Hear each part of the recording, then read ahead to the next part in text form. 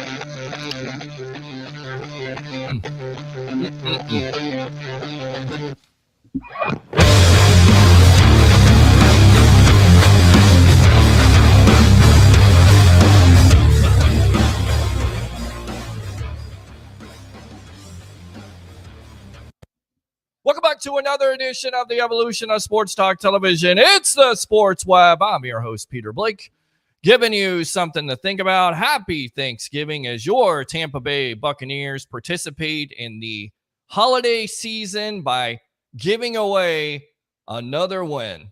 How about your Tampa Bay Buccaneers? How do we start off this show? Bring your passion, bring your excitement. Just don't bring any nonsense. Yes, the Bucs were in a Thanksgiving mood today.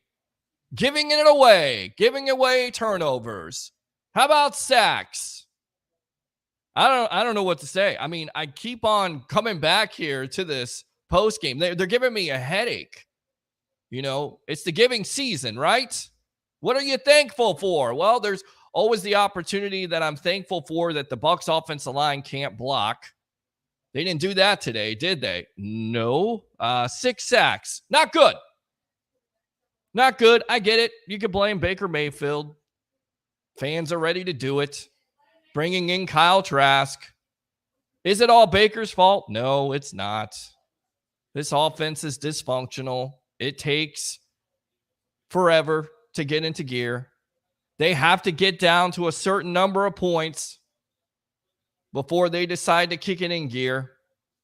Offensive line can't block. Quarterback still throwing in triple coverage. He'll give you one every game. Not good. You know, where this game is lost, I tell you where the game is lost. As crazy as this sounds, because you know this all too well, Bucs fans, how this offense has struggled all year long. All year long.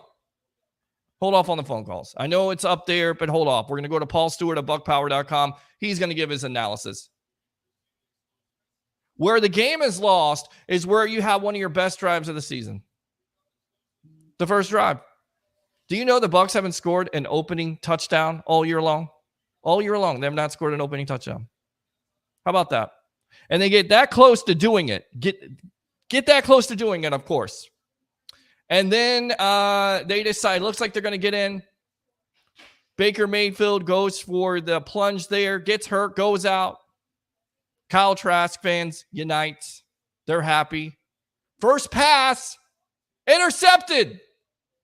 A lot like Jameis Winston. You know what the good thing about that was? The best part about that play was that there was a penalty called because he threw in double coverage. And then another pass, it looks really good. Well, that was a good pass. Oh, really? Was it? Was it a good pass? Because it was a little late.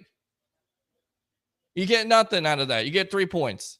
You've got to score a touchdown there. That's where this offense is right now. Like every opportunity. And we talk about giving, you know, the giving season, right? Thanksgiving is all about giving. Giving me a headache. Giving Bucs fans a headache. Because how many times have we seen this defense give it up? Todd Bowles is the defensive coach. You fooled me. You could have fooled me. This defense is probably the worst factor of this team. I mean, that's saying something. This is a pretty bad team at this point. Offensively, defensively, not able to get off the field, but still you got a chance. You know why? Because your defense does give you a shot. You want to talk about giving away? How about Devin White? How about Devin White giving away $100 million? Because if anybody's going to pay this guy $100 million, please don't. Turn on the tape and watch it. Say whatever you want to. I'll be fair. Baker didn't play his best ball today. Devin White has sucked all year long. Completely sucked. Tackling, awful. That's not Patrick Mahomes out there. That's Gardner Minshew. Gardner friggin' Minshew. Pushes you aside. The effort on this team is lacking. You know, my host, JP Peterson, who does a great show, the JP Peterson Show, which I'm a co-host and produce, said it best weeks ago. This team is soft, like Charmin. He didn't say Charmin. I added it. Devin White's supposed to be the leader of your team. Coming into this year, you have to have him step up. He has to make a play on Minshew. The drive before. Could you see the weakness of this team? I mean, without Levante David, they are completely lost in the sauce. Completely. And Devin White is the ringleader of it all. Not able to shed blockers. Shocker. He's done that all year long. Effort, not there. Jonathan Taylor, you know, people go, and I'm guilty of it. Well, running backs have to have space. Well, Jonathan Taylor didn't have any space. He's breaking tackles. You know why? Bad tackling by White. Bad tackling by the defense overall. You got to make tackles. If you pride yourself on being a top defensive unit, you've got to make tackles. You got to make stops. They did none of that today. But I digressed. They did give him a chance, right? And then when you get the opportunity, Mike Evans balls out. You finally get Mike Evans the ball. You finally get Chris Godwin the ball. You have an opportunity to have a big play, and what happens? What has plagued this team? Besides the defensive effort, besides veteran players doing nothing of what they're supposed to do. Drop pass. Trey Palmer, again, get it. Young wide receiver, there's a reason why he was drafted in the later rounds. Right here, right on display. Kid may be a great wide receiver, but too many drop passes on a big play with space. It kills you. It's critical plays like that. They give me a headache. They give Bucs a headache. Again, they were in the giving mood today for Thanksgiving. So I don't know what to give you besides the fact of this team right now is 4-7. They play one of the worst divisions in football. But it really doesn't matter. We continue to talk about the mental mistakes, the penalties at crucial times, the turnovers, the sacks. They can't get out of their way. I don't care what kind of division you play in. You give this type of effort. So I want to hear from you. 727-255-0391. It's 727-255-0391. Happy Thanksgiving. What are you thankful for? I don't know what you're thankful for. I mean, I guess Baker in the second half, converting some third downs there, converting a fourth down. I mean, why not just go for fourth down on every freaking drive? The Bucs seem like they're more successful with that. What are 8 for 12 this year when it comes to fourth down? Getting it done? I mean, and then somebody has to tell me, what is Todd Bowles doing? Why the rush on the last drive? Why do you keep the timeouts in the first place? I mean, that's the biggest thing about Todd Bowles. He's keeping those timeouts. We know that. He's not going to call any timeouts. I mean, I just don't get it. I just don't get this team. I guess it is what it is, right? You are what your record says you are. And right now the Bucs are 4-7. All right, now you can call in. 727-255-0391. It's 727-255-0391. I'm not going to go nuclear on this. I'm not. Devin White is what he is. He made a business decision today. Thank you for showing your true colors and what type of player you are. Thank you. All right, let's go out to Jim. Jim, welcome to the Evolution. Well, how you doing today? I'm great, man. I'm absolutely fantastic. Great Thanksgiving to a certain degree. The food wasn't great. The game wasn't great. I mean, how about you? What about you? How was your Thanksgiving? I'm making it. I like my Thanksgiving. I ended up eating a Subway sandwich on the day before Thanksgiving. Didn't really get to eat on Thanksgiving Day because I was sick. Something happened. So I'm like, I'm off of Subway forever. Subway forever? Yeah, no more Subway for you. What did you see from the game here, Jim? Oh man, listen, our offense is slow. Like they don't. It's not. It needs to move a little quicker. It's not good. There's no urgency. There's no urgency at all. They're not like people getting to the table for Thanksgiving, because the Thanksgiving is the theme we're going for today. When you got a turkey on the table, when you got mashed potatoes and gravy, when you got yams, when you got all the fixings, you're going to that table as fast as you can. This offense is like watching a snail on Valium. Marine Corps term. A snail on Valium. They don't get urgent until the fourth quarter. I don't know what it is. I don't know why it is. To me, it's a direct reflection of the coaching staff. It's a direct reflection of Todd Bowles keeping his timeouts in his pocket forever. Whether it's the first half, the second half, there's no urgency to this team. None. No urgency at all. None. Yeah, and the defense is working harder, but man, you can't. In defense, you get tired. You can't. It ain't like you can play all day 100%, and we missing players. It was some injuries. Yeah. So what we need is speed up that offense. Whatever he got to do. I blame on the coach. Well, he can't speed up the offense if your offensive line can't protect. 6 sacks today.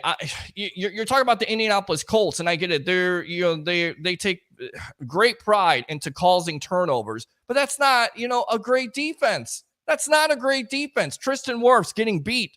Who would have thought that? That has been the most consistent player on this team. Gets beat. You cause the fumble, and it's over. It's over at that point. And I thought Baker, for the large majority of the game, was under pressure and did everything he could to make this a game and keep this Bucs team in the game. But you can only do so much. He threw open that wide open wide receiver, the young boy. Drop it. Just dropped it. Trey Palmer dropped it. I think he was open. Yeah. I think he could have got at least down. That would have been a score we'd have had right there. Right. All right, Jim. What else? Because we're going to get out to Paul Stewart here in just a moment, and then I'm going to read the comments with Paul.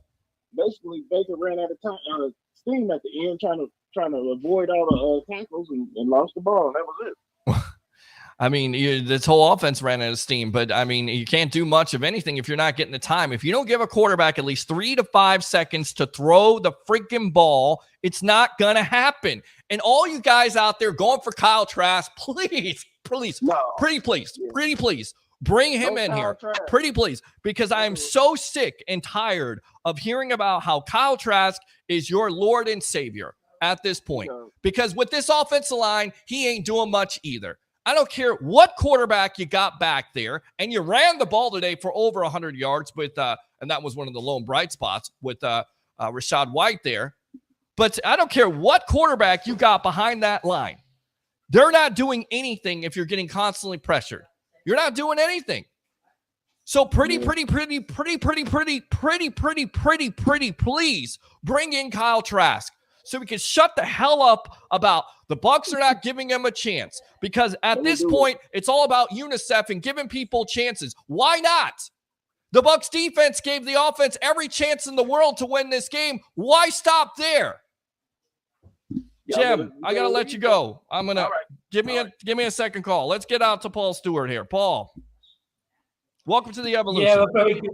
A good evening to you from a very cold England. Yeah, it was only 2 weeks ago we were celebrating a victory in Press Box on Dale Mabry. Well, we've had Black Friday. Tomorrow we've got Cyber Monday. Today was crap Buccaneer Football Sunday. Wasn't it part of the celebration? I didn't realise that was part of the whole Thanksgiving weekend, Peter. Well, and I'll tell you right now, even saying that with their crappy play, they still had a chance to win this game. But what come back to haunt them, what has come back to haunt this team all year long is, whether it's pressure getting into their face, the defense not able to get off the field, not able to make a critical stop. You try to get the ball back then. Wide open wide receivers. Devin White, to me, is the biggest disappointment. And I go back and forth every week, whether it's the secondary, and I get it. You have injuries coming into this game. We all know that Levante David is clearly the best linebacker on this team, and even injured is still the best linebacker on this team. What do you make of Devin White's effort in this game? Well, let's look at the defense first. We'll come to the offensive problems in a moment. On the defense, how many times were defensive linemen making tackles today? Now, yeah, you saw Cansey make a sack at the end. I'm not talking about sacks. I'm talking about run stopping. The defensive line were getting blown off the ball throughout the game. So this is why Jonathan Taylor and the other backs were able to gain 5, 6, 7 yards up the middle. And they were up the middle runs because the defensive line was not doing anything. Was it down to their poor play? Was it down to the good Colts offensive blocking? It's one or the other. So this then puts the pressure on the linebackers to fill the hole and make the tackle. And of course, there you are. You've got Devin White was missing tackles like he's been doing all year. Savocha Dennis is a rookie making his first start, and you can see the problems. So to me, the problem actually started up front today with the defensive line on the run game. I actually thought the secondary played pretty well. I think it really came down to play calling on the defensive scheme that left a couple of the receivers open and a couple of players getting sucked in on that fourth down play to the tight end, Ali Cox. So to me, the problem, although you want to pick on Devin White, he's the easy target, the defensive line's got a lot to answer for what happened out there today. I think it's a fair assessment. And when you're not getting enough pressure on Gardner Minshew, and you saw it today, when you got pressure on Minshew, he gave you one with Carlton Davis catching one. And I thought Davis had a really good game also. He made some pass breakups, had an interception when you get thrown. I mean, that is the total difference there coming into this matchup. Gardner Minshew under pressure, something like lower than 50%. And yet we're not seeing that constant pass pressure. We saw JTS show up today, maybe a couple times, but you're not seeing enough of that. Where's Shaq Barrett? And again, I don't want to point fingers, but the fingers have to be pointed because coming into this year, I thought the defense was going to be the biggest strength, especially with the veterans that won that Super Bowl. And I get it, it's a couple years ago, but still.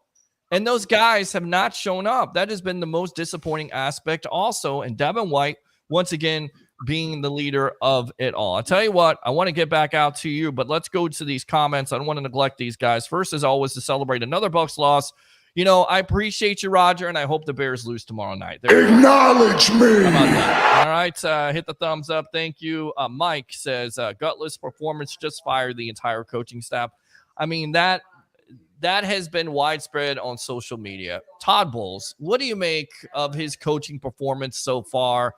A lot of fans disenchanted. The urgency on this team when it comes to offense, the defensive miscommunications. This is all on Bowles. He has to wear this, right?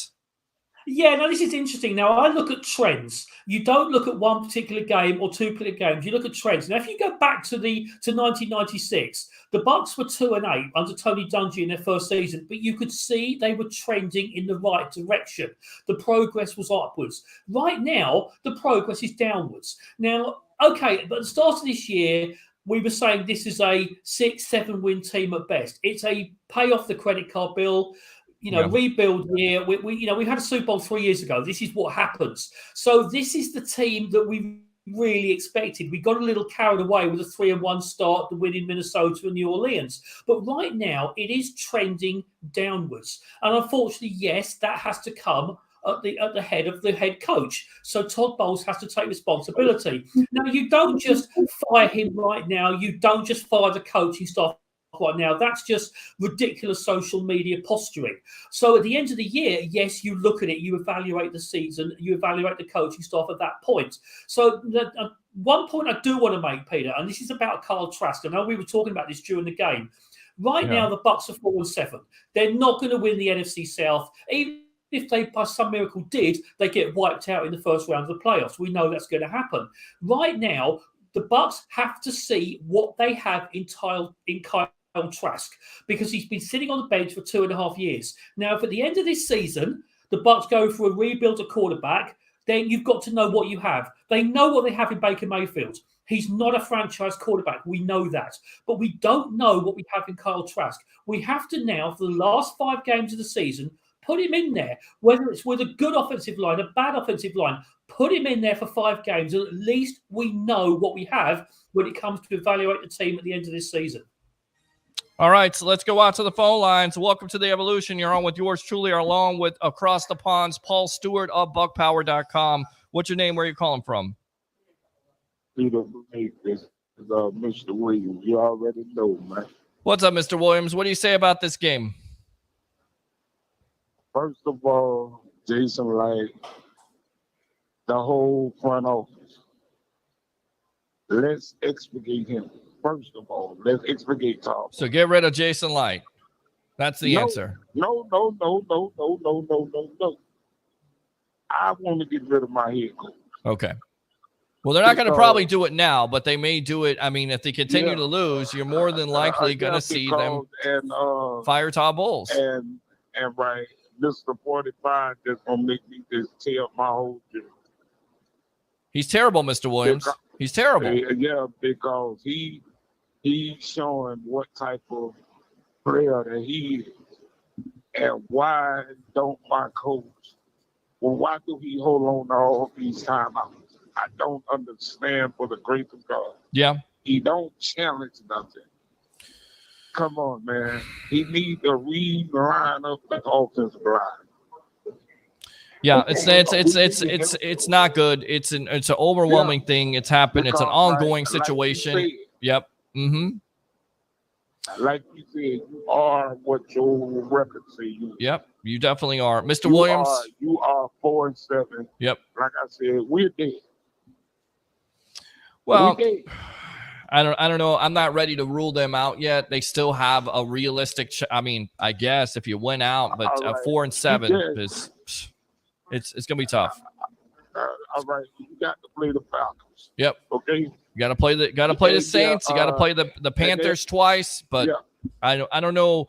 I don't know where the level of positivity is coming from my end, because what we've seen here the last couple of weeks is it's not good. But you ain't gonna beat Green Bay. I'm sorry. I don't know. And not with this type of effort. Definitely not. So. Yeah, and then right. Like I say, and Detroit proved that we still got problems in the secondary. Well, you got problems in the secondary. You've had problems in the secondary where it's miscommunication, everything like that. Davis, yep. My hat goes off to him. Yep. Mike Evans, my hat goes off to you. Correct. Well, man, bro, y'all playing your hearts out, and you running routes, and the ball ain't getting there. Like you said, 6 sacks, 6 or 7 sacks today. Yep. And you got to drop passes again. But did Baker play his best game? No, he hasn't played his best game. But he's not yet. He's doing everything he can with the offense the way it is. So there is some positives to it, but it's always dashed away because you have sacks or you have breakdowns, you have penalties. Mr. Williams, thanks a lot for the call. Appreciate you. As always, use that second call. Open phone line, 727-255-0391. It's 727-255-0391. I mean, Baker Mayfield, what do you make of his play? I mean, ill-advised throw early on. I don't know where he's throwing the ball at. Triple coverage. I know you're trying to get the ball to Mike Evans. I tell you what, Paul, hold off here. Let's go back out to the phone lines. Roger Shue, the tribal troll here. I hope your Bears lose tomorrow. Go ahead. Welcome to the Sports Web. Too. I know you do. I know you do, buddy. So, I told you before the season started, the Buccaneers were a 6-win team. Right. You told me I was crazy.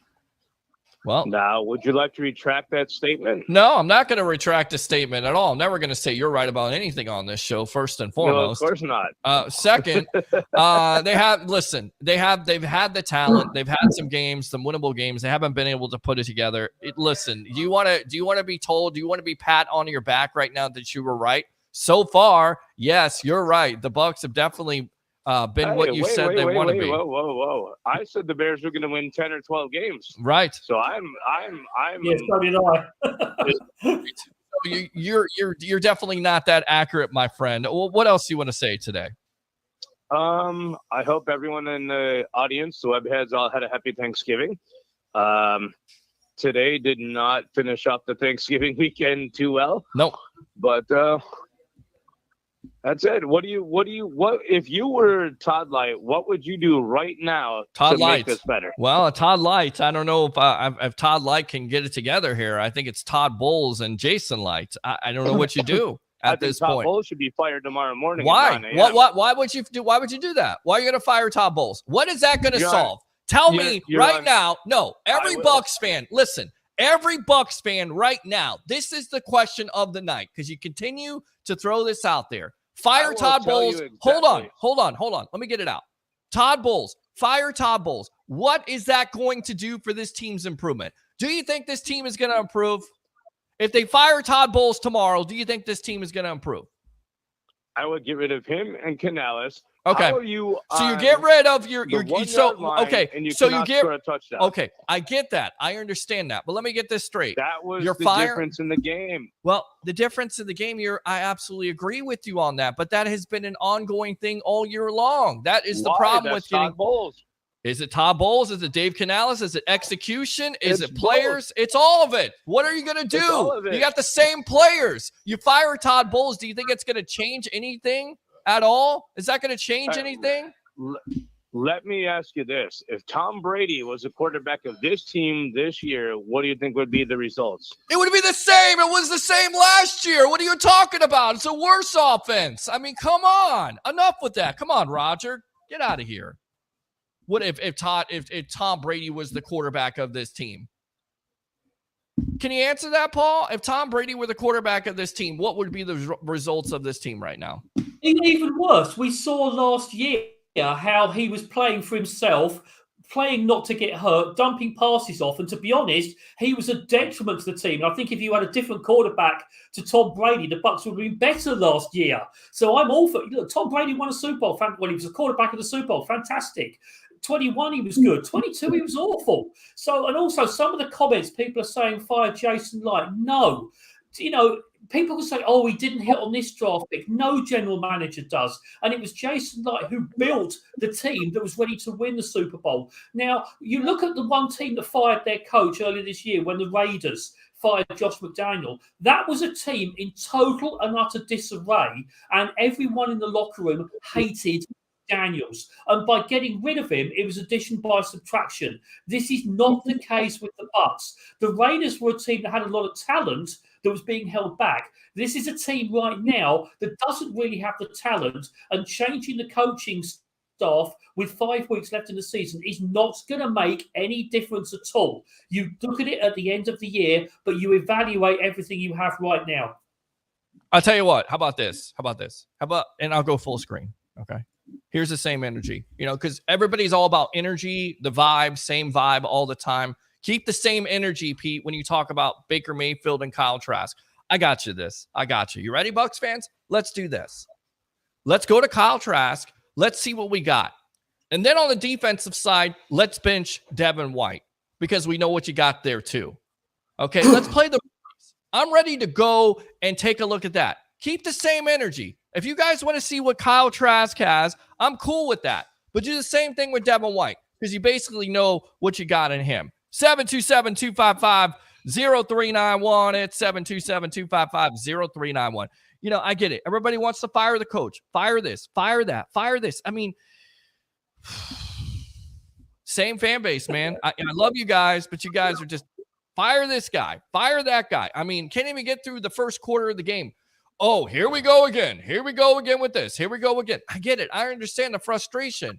But again, let's not jump off the Skyway Bridge, right? But they're 4-7. They're not a good football team. They fire Todd Bowles tomorrow. They're still not going to be a good football team. You know why? Because some of the players on this team don't deserve to be on this team anymore and don't want to be on this team anymore. And that's what it comes down to. And until you start to have some of these players or make some of these players accountable, then that's when maybe the results will change. Just my opinion. Do you know, Peter, I totally agree with you about that comment on Devin White because that would send a message to the defense in the same way. So I think that's a very good point. Just something on the fan base I've been thinking about. The last 3 to 4 years, Tampa Bay sports fans have had nothing but success. There's been a Buccaneers Super Bowl and playoff appearances. The Rays have been in the playoffs constantly and went to the World Series in 2020. The Lightning, 2 Stanley Cups and then reaching another one. So right now, Tampa Bay sports fans have not had anything to complain about. Here we are, November 23. The Bucs are 4-7. Okay, guys, everyone come out the woodwork, bring out all the old comments. we need someone to have a go at. And this is where social media, unfortunately, has a bad influence. Look, we're all fans. All the people commenting on there, Roger excluded, are diehard Tampa Bay fans, and we want to see the team succeed. But please be realistic. Be real fans, not, crazy social media fans.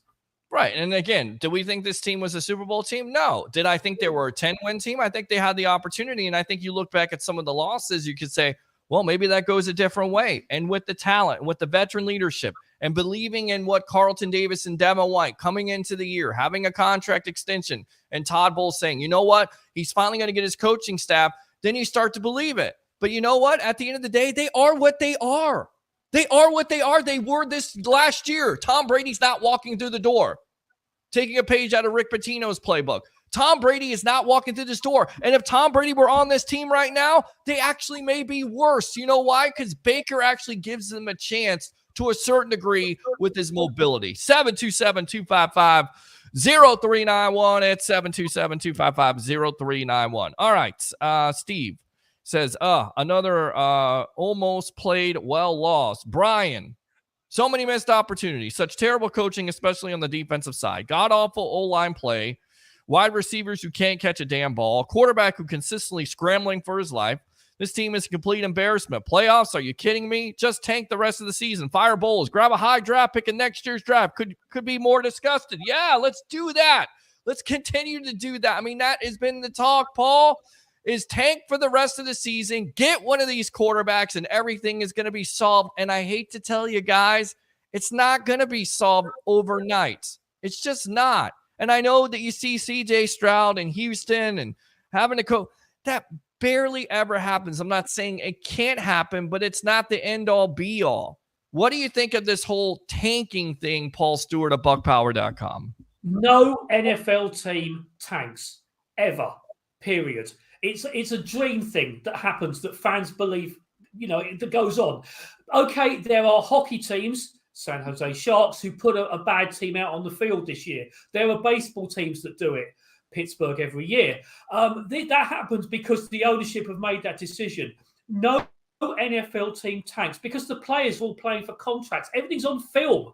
They know what's happening and they can't afford to tank. Now, you can't just go ahead and do that and assume you're going to grab a great draft pick and everything's going to be hunky-dory. The Houston Texans were in a terrible situation 2 years ago because of what happened with the quarterback, with Bill O'Brien, and they've managed to rebuild and turn things around. They hit on every single draft pick this year. They have had one of the most almighty draft successes you'll ever see.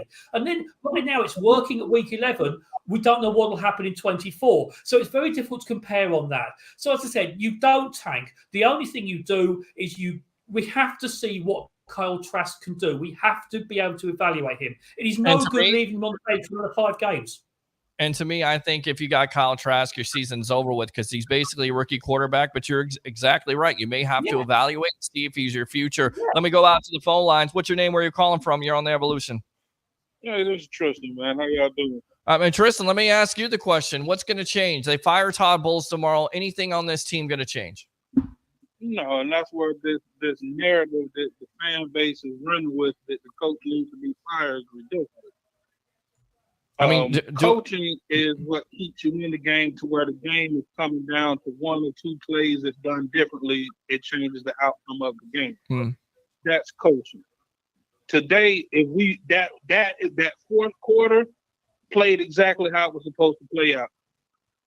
If we score a touchdown, we're going to overtime and we got timeout to see if we can stop them on the other side. That's the nature of the beat. Now, it didn't go in our favor, so now everything is just, it's bad coaching. Everything is awesome. Right. It's just crazy. And, the truth of the matter is we're not talented enough at key impact positions to change the outcome of the game just based on talent alone. I mean, I continue to go back to this. And, you look at the upper echelon teams in the National Football League, like the Philadelphia Eagles, like the San Francisco 49ers. And look, the Bucs had an opportunity to win that game last week. But what happened? What happened was they couldn't, not only critical mistakes of critical drops, as we saw today happen, but also, later on in the game, you can't protect your quarterback. that line of San Francisco is one of the best lines in the National Football League. The Philadelphia Eagles have built a line around Jalen Hurts. Yes, Jalen Hurts is a talented quarterback who can run and make all the throws, but also he has a line in front of him. He has balance. He has weapons around him, and he also has a defense that's able to get off the field.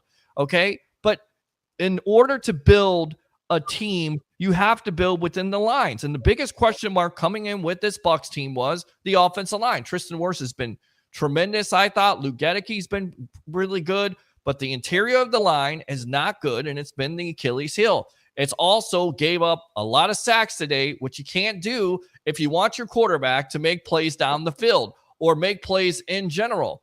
And then furthermore, you talk about the defensive line. Bucs fans know this all too well. How much does a line do for you against a guy like Gardner Minshew? He's not great against pressure. He'll give you up. But if he has time, if he has more than 3 to 5 seconds to throw the ball, he's most likely going to make some plays, right? It's the same with Brock Purdy last week. When these guys can play on script, but based on their coaching, and you can look at Gardner Minshew's first quarter stats. I think he was 11 to 15 or 13 to 15 on 22 plays. So the scripted 22 plays that they have for him, it's a perfect play for Gardner Minshew. If you can move them off the spot and you can get them uncomfortable, they make mistakes. Same with Brock Purdy. Yeah, I mean, Paul, goes back to it. I mean, you got to build your offensive line. That was one of the main questions. The other main question was the offensive play calling. You got a first-time play caller in Dave Canales. It's been rough this year. And whether it's penalty situations, it's situational football, it's trying to run the ball. You know, again, I thought White had a good game today, had finally a breakout run there with 38 yards, but you haven't had enough of that all year long. It's just been a combination of just so much stuff that's there that you're trying to overcome it. And look, you're not talented enough to overcome it, right, Paul? Yeah, I totally agree. And it's interesting. Rashad White had a 100-yard game today. It's only the third 100-yard game the Bucs have had since the beginning of last season. Rashad White had the last one in the Germany game against Seattle last year. And it's interesting also, the one day we have a really good rushing performance from the offensive line, we don't have such a good passing performance, swings and roundabouts. But Tristan, you've been talking in great sense both on the message board and on this call, and you've been like a beacon of shining light of sensibility with what people have been saying. As I said, we are all Buccaneer fans. We want to see the team succeed, but at 4-7, we're not going any further this year. We need to evaluate everyone we have. And this includes the likes of Marquise Watts on defense as well, who they've been talking up in training, but we haven't seen on the field yet. You need to evaluate all the players. And this is what Dungy did back in 96. He was evaluating lots of players and giving players a chance so that when he went into the next season, he knew about everyone he had on the team. And there are still 2 or 3 players on this roster we don't know enough about. So that's what I want to take away from this one. I want to see that as the positive, because as I said, I'm a diehard Buccaneer fan. Look at all the pictures around me. I've been following this team for 40 years. I want to see them do well. So I'm bringing the passion. I'm bringing the excitement. I'm just trying to bring a bit of sensibility to it across the Atlantic. And of course, you can always bring nonsense on this show. We'll definitely call you out. I mean, Tristan, you said it best. I mean, I don't know if anything's going to change. I think that's the question for me, whether you fire Bowles. I mean, the team talent-wise, and I'm not just going to sit there and say that Jason Light is not culpable for, but I will say it doesn't help when you're in the red, when you're paying off the Tom Brady debt, when you're not able to do what you've done in previous free agencies. And it also comes down to the draft. It also comes down to players producing consistently. JTS, you saw flashes of him, but that's what you see. And Paul's exactly right. You get a good offensive effort, guess what? Your defense gives up more points. You get a good defensive effort early, and your offense can't score enough points. I mean, it's been a roller coaster of just a season if you're a Bucs fan. Just up and down, up and down. I think that 3-1 start is just so long ago. And now it set a false sense of expectations based upon what we actually were. Maybe so. And I remember saying it like, hey, man, these are ugly wins and we're beating off a team. And I was lambasted and tarred and feathered for it. So now we're at a point here to where reality is starting to set in. And I think one thing in which nobody seems to be talking about amongst these narratives is the complete fall off and disappearance of Shaq Barrett, who was our highest paid defensive player. Yep, it has not been good. And whether he's dealing with an injury, he's not the same player, or teams able to double and triple team on him. But you're exactly right. He's not the same player as he was a couple years ago. I think the Bucs are going to evaluate that. You're going to have to start evaluating that situation and see what you're going to do going forward. You may not see him on this team as much as I hate. I tell you who you need to see on this team, and I don't care what anybody's going to say about his age. Mike Evans needs to be signed by Jason Light. And I understand there's financial constraints, but this guy is a consistent player. When you get him the ball, when you feed him the ball, he's definitely still one of the top wide receivers in this league. I don't know what the future holds, but I hope Mike Evans is in the Tampa Bay Buccaneer uniform because this guy balled out. He did everything he could today. He was one of the main positives on this offense. And, there are some positives, and I think he's been a main positive for this Buccaneer organization the last 10 years.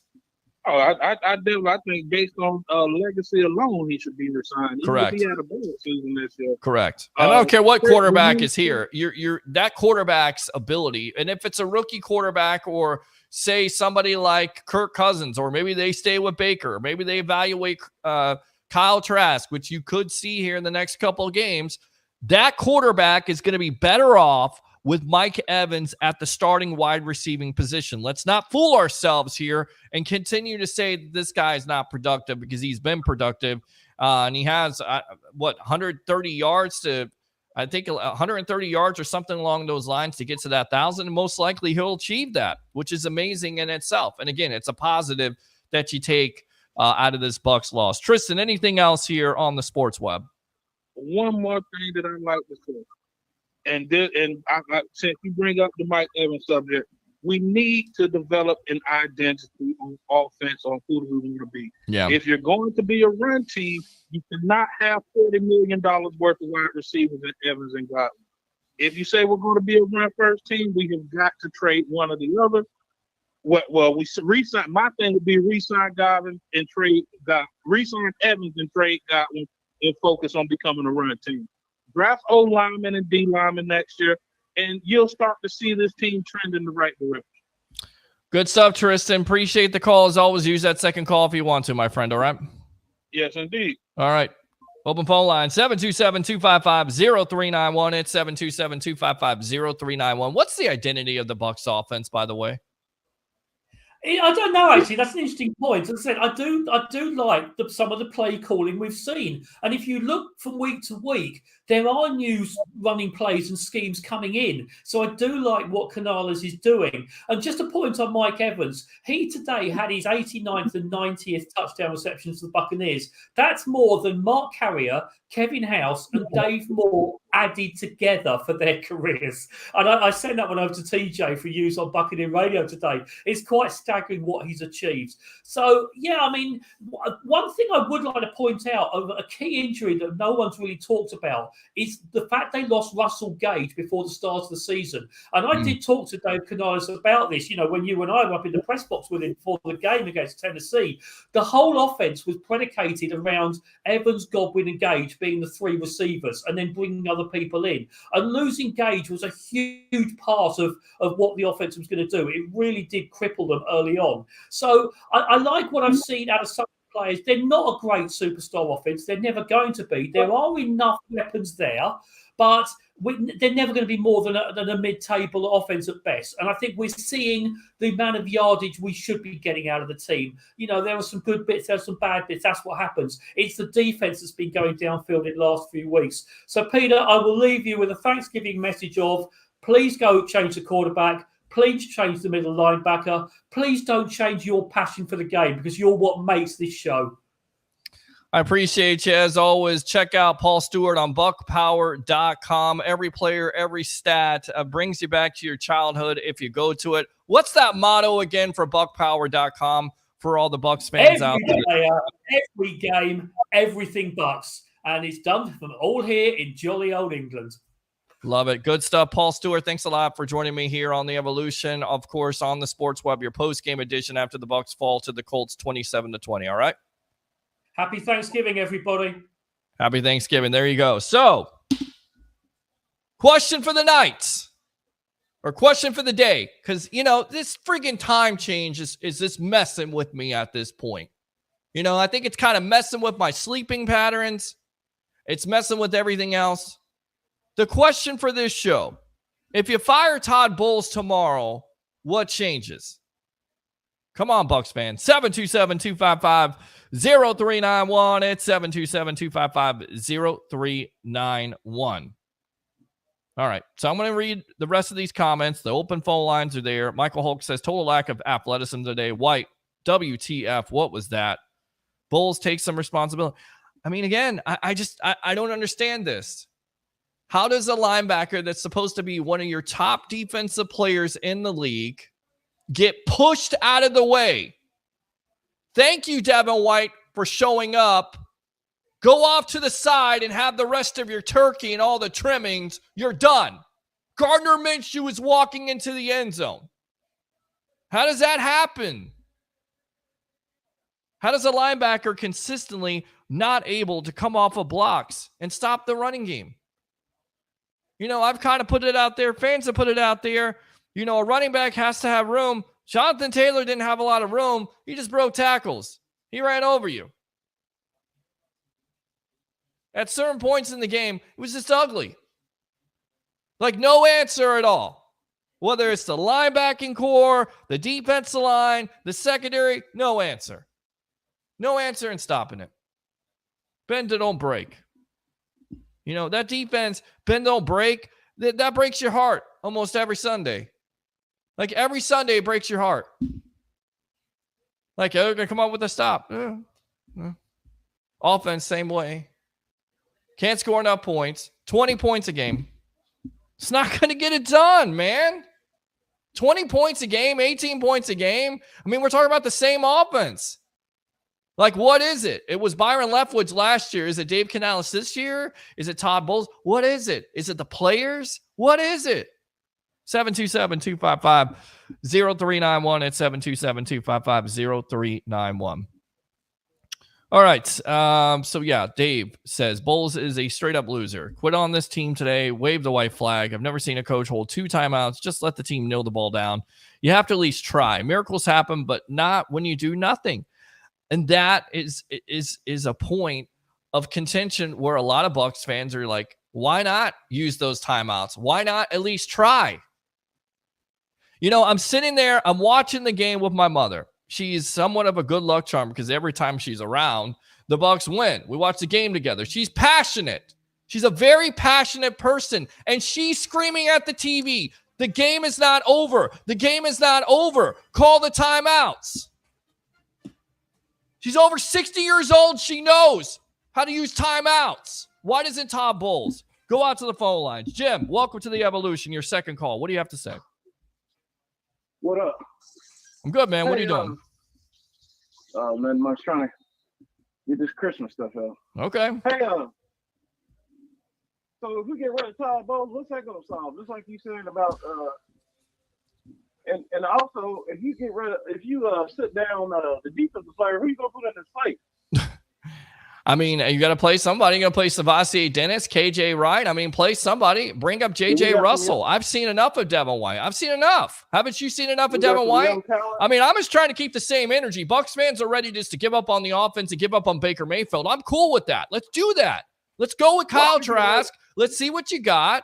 And then let's do the same thing defensively. Let's do it.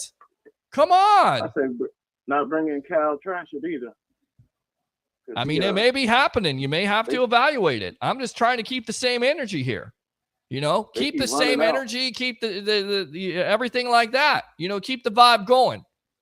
Let's see. Let's evaluate. Let's evaluate every position. Let's hold some of these players, these defensive leaders, these defensive captains accountable for their bad play. And anybody turns on the tape and wants to make the excuse that the defense was on the field all day long is bullshit, because it's not. They weren't on the field all freaking day long. They weren't able to get off the field because they're not able to make stops. And that goes on Devin White. Devin White has to wear that. Sorry, he does. He's been disappointing.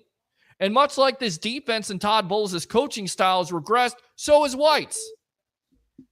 So, all right, Jim, we got to run, man. I appreciate the second call. Let me go out to Cole here. CSB, brother, what do you have to say? You fire Todd Bowles tomorrow. What does it solve? Welcome to the Sports Web. Well, thank you very much. Listen, I don't know that Todd Bowles is the problem. I definitely know that Todd Bowles isn't the answer. Isn't the answer, correct? So like he's one of these guys like Norv Turner is a great OC or a great coordinator, not so good as a head coach. And so I think that won a Super Bowl as a coordinator, and this guy doesn't have, I don't know, like you said, your mom knows when to take the timeouts. I have issues with so much. This offensive coordinator is so immature and so doesn't know something better than to do on first down than run up the gut. Unless you have Allstott, that really doesn't work. But here's the thing. Here's the sad thing about this. You look at the statistics, and I get it, stats are for losers. But White today, 15 carries for 100 yards. I mean, you had a 100-yard day. You had some success. Yeah, but he had a 38-yard run. Was his season long? Today. Okay. So you finally ran the ball. You finally had some success at it. You got to give him some type of credit. I get it. It hasn't been there all year long, but it worked today. You know what happened? They're not able to score points on that first drive. You're not able to score points. You can't settle for field goals. They're not able to score touchdowns. They're able to score points. That's what they say. Well, we'll get it. We got points on the first drive, okay? Right. And they haven't scored. The commentator said they haven't scored on an opening drive touchdown all year. All year. They're one of like six teams all year to do that all year. All year. Yep. Like that's a you problem if you've got 32 teams and you and 5 other guys can't do it. That's a you problem. That's not an NFL issue. I mean, is it a coaching problem? I mean, urgency is not on this team. Why does it take so long for this team to get urgent? Why? What's the tempo of it? I mean, there's so many things that are wrong. It's not just Todd Bowles. It's players not playing up to their level. It's guys not being accountable. It's not just Baker Mayfield either. Right. It's your number 5 pick at linebacker not playing like a starter, let alone like the best middle linebacker in the league, which is what CMC called him in his rookie year. Yeah. His rookie 45 is trash, He's dude. Terrible. Not for a number 5 pick. He's terrible. He's been terrible. This defense has regressed. Carlton Davis showed up today, made some plays, had an interception, but overall, it's been It's about time for Carlton Davis, by the way. Right. It's just I don't know, man. Yeah, good job. You showed up. Woohoo! You're supposed to do that every day. Right. And when you're like Carl, let's be honest. Levante David is not who he used to be. I mean, he's getting older. He's getting more long. Even injured, he's still the best linebacker on this team. He showed that today. Exactly. He's not who he used to be, and he's still the best. Yep. That reminds me of the Bucs when they had Hardy Nickerson and a rookie Derek Brooks, or like maybe before that, where Hardy Nickerson's the only guy you got on the team that's anywhere near decent. Yeah. And he's old. Like, it reminds me so much of the old Bucs, the old give me any kind of excuse Bucs. We had a game that was there for the taking, and it's not the 49ers who are the second best team in the NFC or the best team in the NFC, whichever you want to. They're not. Like, this team is the third best team in a crappy division in the AFC. In the NFC, yeah. NFC South, absolutely. And, with this loss here. Our division was there for the taking. It's going to be. We're tied for the division lead if we can get this game. Yep, you're exactly right. And you get fooled on 4th down. 4th and 1, nobody's covering Mo Alley Cox for 30 yards down the field. Another communication. Whatever. I don't know what it is. We'll hear from the press conference. That's the Barry Sanders. That's the best running back in football. That's not Jonathan Taylor there. That's Mo Alley Cox running wide open for 30 yards on 4th and 1. No, but that's who they were looking for. They were looking at Taylor. Right. They couldn't find somebody to cover him. They didn't think that something could happen there, that they could go out there with Gardner Minshew and Stain Steichen from Philly days where they could fake it. They didn't think anything of that. I mean, again, Defensive coordinator, defensive guy that's supposed to have answers for this defense getting better. And again, they're regressing. Cole, I appreciate the call. As always, my friend, use that second call. I know, man. All right. Call back. Let's go out to the phone lines. What's your name? Where you're calling from? You're on the Sports Web. Hey, Pete, it's James Bovani. What's going on, buddy? How you doing? Good, buddy. How are you? I'm doing good, man. It's been it's been rough to watch this Buccaneer team this year, up and down like a roller coaster, especially today. I know it's been rough for you to watch the Jets. What do you have to say about this Bucs team? You had to bring up the Jets. I honestly wasn't even going to bring them up, honestly. You had to do it, seriously. Yeah. I did. I definitely had to do it. But go ahead, man. Go ahead and kill the Bucs here. No, I'm not going to kill the Bucs. I mean, it's one of those things again. Hey, I think their season's over. Yeah. And I didn't see the score of the Saints game. Did they win or no? No, the last time they checked, they were losing to the Falcons. So hold on, we'll look it up right now and see if they actually lost or not.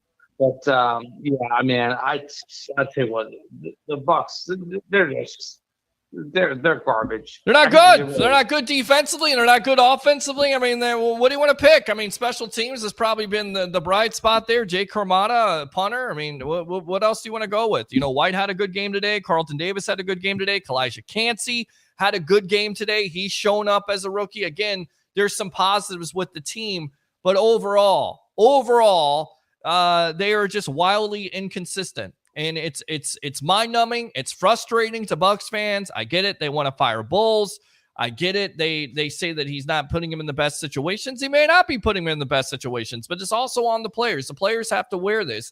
Guys that I continue to focus on is Devin White. And people just want to make changes. Well, make changes, but make those changes, evaluate, because once you go to those changes, once you start to evaluate, then basically the season's over with. I don't have any faith that Kyle Trask is coming in here and saving this offense. In fact, I think he'll do worse than what Baker Mayfield is. But again, that's where you're at. This is where you may be here in the next couple of weeks, is you're evaluating a quarterback that had 9 snaps coming into the year, had a snap today. They were fortunate. The best penalty of the game is when they get the false start, because if you don't get that, he's throwing his first interception to double coverage. Mike Evans didn't stop the route. He threw in double coverage, okay? And then on the throw to Godwin, he was late on that. But again, that's what you have to evaluate and see if he's going to be the quarterback of your future. Again, I would just say, if that's true, if that's what you want to do, if that's the road you want to go down, do the same thing for Devin White. Do the same thing for some of the players that are not producing right now. I love Shaq Barrett, but he's not getting it done. Maybe you look at Marquise Watts. Maybe you look more into Yaya Diaby, which you saw more of that today until he got a little bit banged up. I mean, those are the type of players that you're going to build around for the future, right? So that's what you got to look at. James, what else?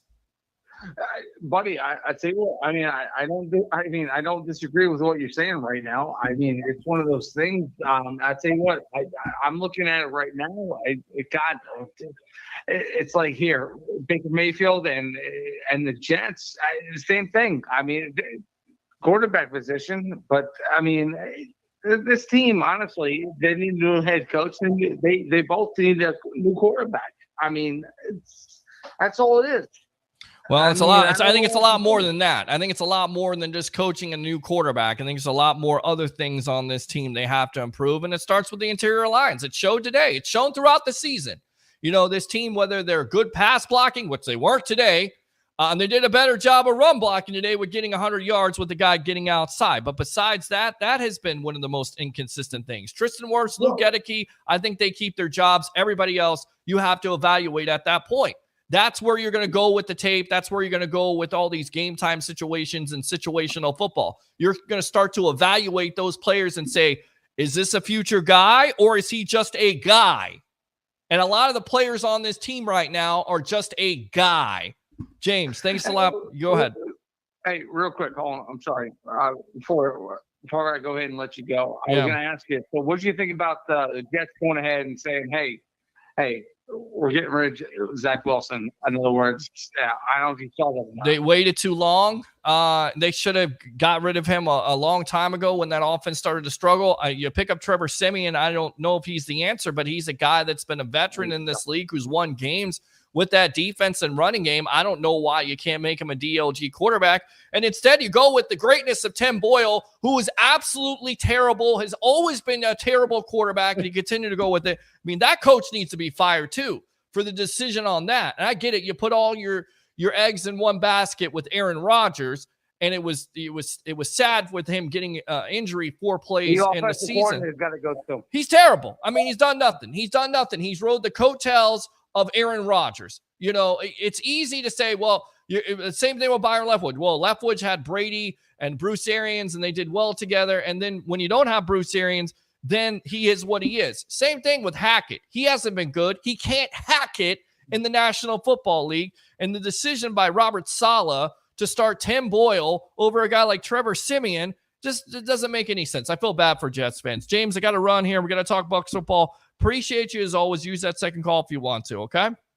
Take care, bud. All right, man. I want to read the comments because there's a lot of good comments out there. And again, I'm not against it. You know, like I'm not sitting here saying I'm against change. Like I'm all for change. But I feel like if you want to be a consistently, good team, great team, you have to be consistent in areas of front office. You got to be consistent with areas of head coach. I don't know if I don't think Todd Bowles is the answer as the head coach. And I think if this team continues to lose, he's going to lose his job. But you fire him tomorrow, does anything really change for this team? I mean, they're the same players. Is anybody going to be held accountable? New coaching staff coming in here. You fire your offensive coordinator. Somebody suggested that. So you fire your offensive coordinator and your coach at the same time. I mean, what does that do? I guess anything's possible, right? Right, Bucs fans? 727-255-0391 at 727-255-0391. I don't really know what the answer is. There's so many things that are wrong with this team right now. And the sad thing is they had a chance to win this game. They had a chance to win San Francisco. They had a chance to beat Atlanta. They had a chance to beat the Lions. I mean, and it's just not good enough. It is what they are. They are what they are. They are what their record says they are. Right? Bill Parcells 4-7.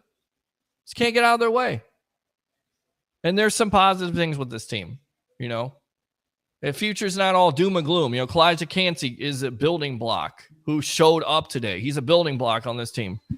All right, Jim, I'm going to hold off on the call. I know you want to call me. Stand by on the calls. I want to read these comments. We'll get somebody else in here. The team is a joke. They have no discipline. I was a Bulls supporter, but rebuild is in order. Could be, Rick. I know how frustrated you are with this. I definitely know how frustrated you are. Christopher Cole, Devin White is trash. He can't even tackle a quarterback. Tara, yeah, not what we wanted, but I'm so glad Baker recovered so quick. I was so worried when I saw that. Art, Bulls is a total train wreck. No emotion, no clue, no leadership. Bucs may not win another game as long as he is here. That's certainly possible, right? I mean, the way this team is playing right now, the difference is you go from 3-1, having all the momentum, to not being able to put consistent wins together, being able to put consistent drives together. Phone line. What's your name? Where you calling from? You're on the Sports Web. This is Cole from Tampa, Florida. What's going on, man? Man, it's time, man. It's time for Bowles to go ahead and get up out of there. I mean, do you think firing him tomorrow will do anything for this team going forward, or do you wait till the end of the season? It doesn't matter anyway. Right. Because, it's dead. It's dead. The coaching is horrific, man. You score to get within striking range. You mismanage the time. Like when we had that 4th down stop, you should have took a timeout right then and there. Agree. You let almost a whole another minute go off the clock. Yep. And that's been management is pathetic. It is, and it's been pathetic. It was pathetic last year. You go back to last year when you have Tom Brady at the helm, and you told everybody. And I remember this comment. I don't know. It's you didn't call a timeout in the 2 minutes, and you didn't feel like you had confidence in your offense. Right then and there, it should have told you what he is. Like, I like Todd Bowles, but there are some guys that are just made to be coordinators in this league. Right. Some guys just are overwhelmed by it because there is so much more. You know, you have to worry about a defense and defensive game plan. When you're a head coach, you have to worry about clock management. You have to worry about this. You have to run the whole entire thing, and it just doesn't work out always. It doesn't work out for that reason alone. And the clock management situation is just out of control. I mean, honestly, man, how many times has Todd Bowles gone into halftime with 3 friggin' timeouts? Right, exactly. And the thing is, you're supposed to be a defensive guru with sending pressure, because we honestly can't get pressure with 4. Nope. So you have to always send 5 or 6, and then they don't get home, you know. And then you have your secondary that's getting roasted. You have them playing 8 yards off the ball, 10 yards off the ball, and they just see that and they throw a short hitch, and it's completion. It was killing us with RPO slants all day. It's a given. I mean, if you're gonna, football all too well, and if you can see that, and I can see that, don't you think guys that are paid millions of dollars or thousands of dollars, probably millions of dollars, that are getting paid to see that, can also pick up on those tendencies, and yet you still continue to see corners 5-10 yards back off, and that's a gimme. Of course, it's wide open. They're gonna take it. It's like taking candy from a baby. Of course, they're gonna take it. Yep, they go tap their helmet. Hey, throw the quick hitch out here. Yeah, they got. And then on top of it, the worst thing about it is when you get that quick hitch, if you make the tackle there, it's not a long play. But what have we seen all year long, my friend? We have seen these Bucs defenders not being able to wrap and tackle. Right, pretty boy. Carter Davis want to be we done paid all this money to Carter Davis, Jamel Dean. They don't want to come up and hit. No. Neil don't want to come up and hit. No. Only one want to hit is Winfield. Yeah. D. Delaney made a play today, and Carlton Davis made an interception, but few and far between. Well, he threw the ball right to him. Right. He threw the ball right to him. He was playing in the flat. Listen, with this team, you'll take anything at this point because their inability to get turnovers this year, and this was the guy that said in the offseason, we're going to wreck this and wreck that, and calls all kinds of turnovers, and it's been disappointing. He's been one of the most disappointing players, and I will give him credit. He did have a good game today, but everybody else, you're exactly right. You know, and that is on coaching right there, my friend, because if you're not playing up to snuff, sit their asses down. And if there's not good enough players, then, you know, you take your bumps, you deal with those players, the backups. I mean, I don't understand. Like, I get it. I mean, everything underneath supposed to be for the linebacker. 45 played terrible today. Terrible. And I used to take up for White, man. Terrible. I'm like, man, White. I used to try to take up for him, but you might as well have him put his hand in the dirt and just come off the edge, man. Why not? I mean, that's what he's best at. I mean, he can't come off of blocks. He's not great in coverage. He gets Patrick Mahomes by Gardner Minshew. Yeah. I mean, again. And you want $20 million. You want $20 million. I mean, do you think this guy even deserves $11 million right now with the way he's played?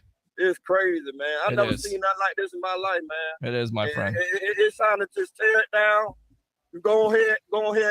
If you want Baker to be a bridge QB keeper, but for me, I tear it down and let trash play. I let every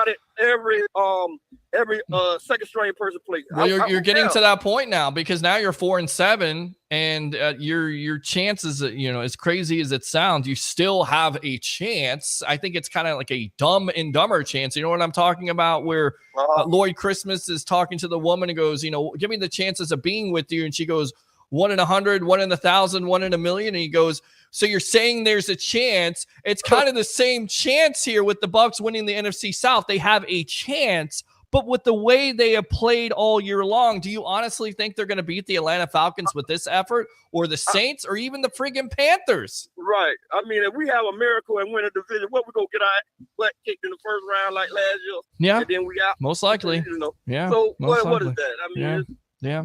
It's tear it down, man. And to me, I let Light go too. I mean, I just start fresh. I let Light go too. Well, I don't think they let Light go, because I think the Glazers do trust him, but we'll see, because some of these draft picks have been highly questionable. I think he did hit on Kalijah Kancey. It's too early to tell, right. But you see him, Logan Hall show up a little bit today. Not enough. JTS actually had a sack, but he hasn't showed up consistently.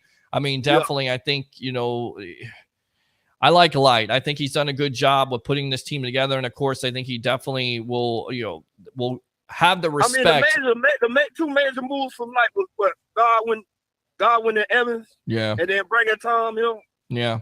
I mean, And bringing other than Antonio Brown and bringing Leonard Fournette and Rob Gronkowski, put that Super Bowl. Well, but that's also a decision that Light has to make. He has to make that trade. Of course, it's because of Tom, but it's also Jason Light and, figuring out the salary cap. And this is what you get for it. And I understand where Bucs fans go, because once you get a taste of it, you want to continue to win and win a division and win a Super Bowl. But these are the realities of the situation. When you had that small window with Tom Brady and you weren't able to do it, and it goes back to the Rams game, the zero blitz. If you're able to stop Cooper Kupp and you don't lose Tristan Wirfs and you don't lose Chris Godwin that year, who knows? Maybe you win a second Super Bowl, but that's the reality of this situation with going all in with Tom Brady. Now, the impact is you got to do a better job of drafting. I think Jason Light definitely deserves some criticism, but I believe the Glazers believe in him so much that he'll look for another coach. He'll figure it out. If there is another coach, I mean, it certainly seems like there's going to be another coach here unless the Bucs turn this around. So. Definitely. There's no way Tom Bowles should stay. Man, I appreciate the call. Once again, what's your name? Corey. Corey, you called my show before, I think. Call back. Yeah. Give me a second call here, and don't be a stranger on the evolution, my friend. All right? All right, boss man. All right, man. Go Bucs. I don't know what else you say. I'm usually a positive person, but I get pissed off when I come on this mic and they played the way they played. They had a chance to win this game today. They did. You also get down in a hole of 17-3.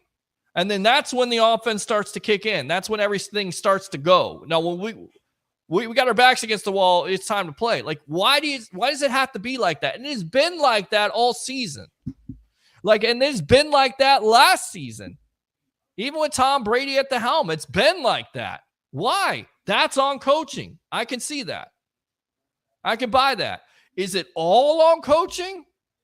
No, of course not. You got players on this team that need to look themselves in the mirror and start playing up to their level. 727-255-0391. It's 727-255-0391. All right, I'm going to read the comments here. Another call comes in. That's okay. We'll take it.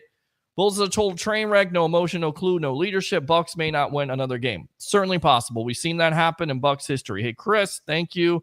Roger for being a moderator. Devin White needs to go along with Bulls. They both have quit on this team. Ray Kennedy, consistency, 3 and out, punt, and turnover. It's not Baker's fault, but this team has to find a quarterback. And at 4-7, experimentation, exactly what we need. Fine, go for it. But again, on the other one, understand this, okay? When you do this, the season may already be over. But in my opinion, this is just my opinion, because I don't know what Kyle Trask is. But here's what I do know. I know he was highly successful in college, okay? Much has been made. He's Florida Gator quarterback. And I also know the last couple of years, the Bucs have said, you know what? We're not going to get him anything starting. He's not going to overtake any quarterback. He's not going to be able to beat out a Blaine Gabbert. But when you do this, just my opinion, I think basically the season is over. Even with the weapons on this team. You're not going anywhere. You're not going to go anywhere anyway. So, yeah, why not? Do it. Let's do it. Fire Toilet Bulls. Okay. Dave says the Panthers will beat this team.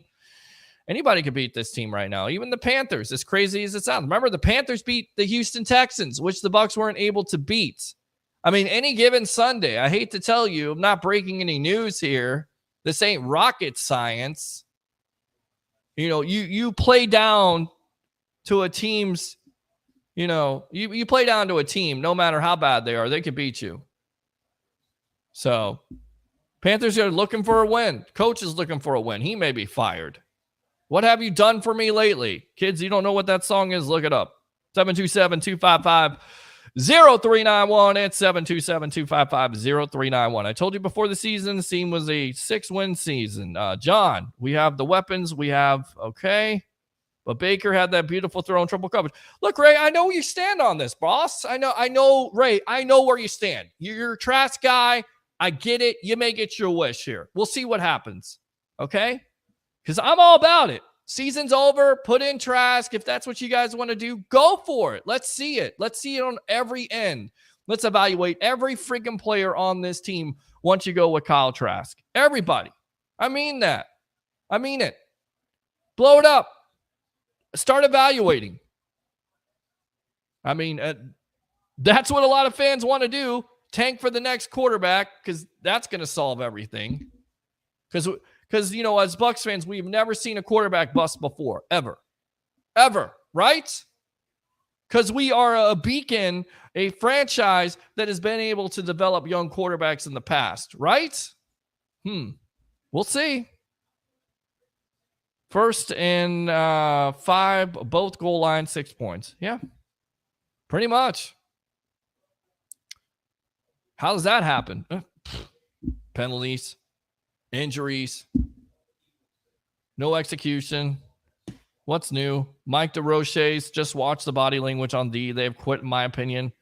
Sean says, preach. Thank you. Appreciate you. White just cashing a check. He's not a leader. He's not. They quit. Laugh out loud, says Bob. He's having a good time. Pee Wee Herman could find a rhythm when the Bucs are 3 and out. Tweety time, shoot. I doubt that. I don't think Pee Wee Herman would survive. You guys want to put in Trask behind this line. Good luck. Six sacks.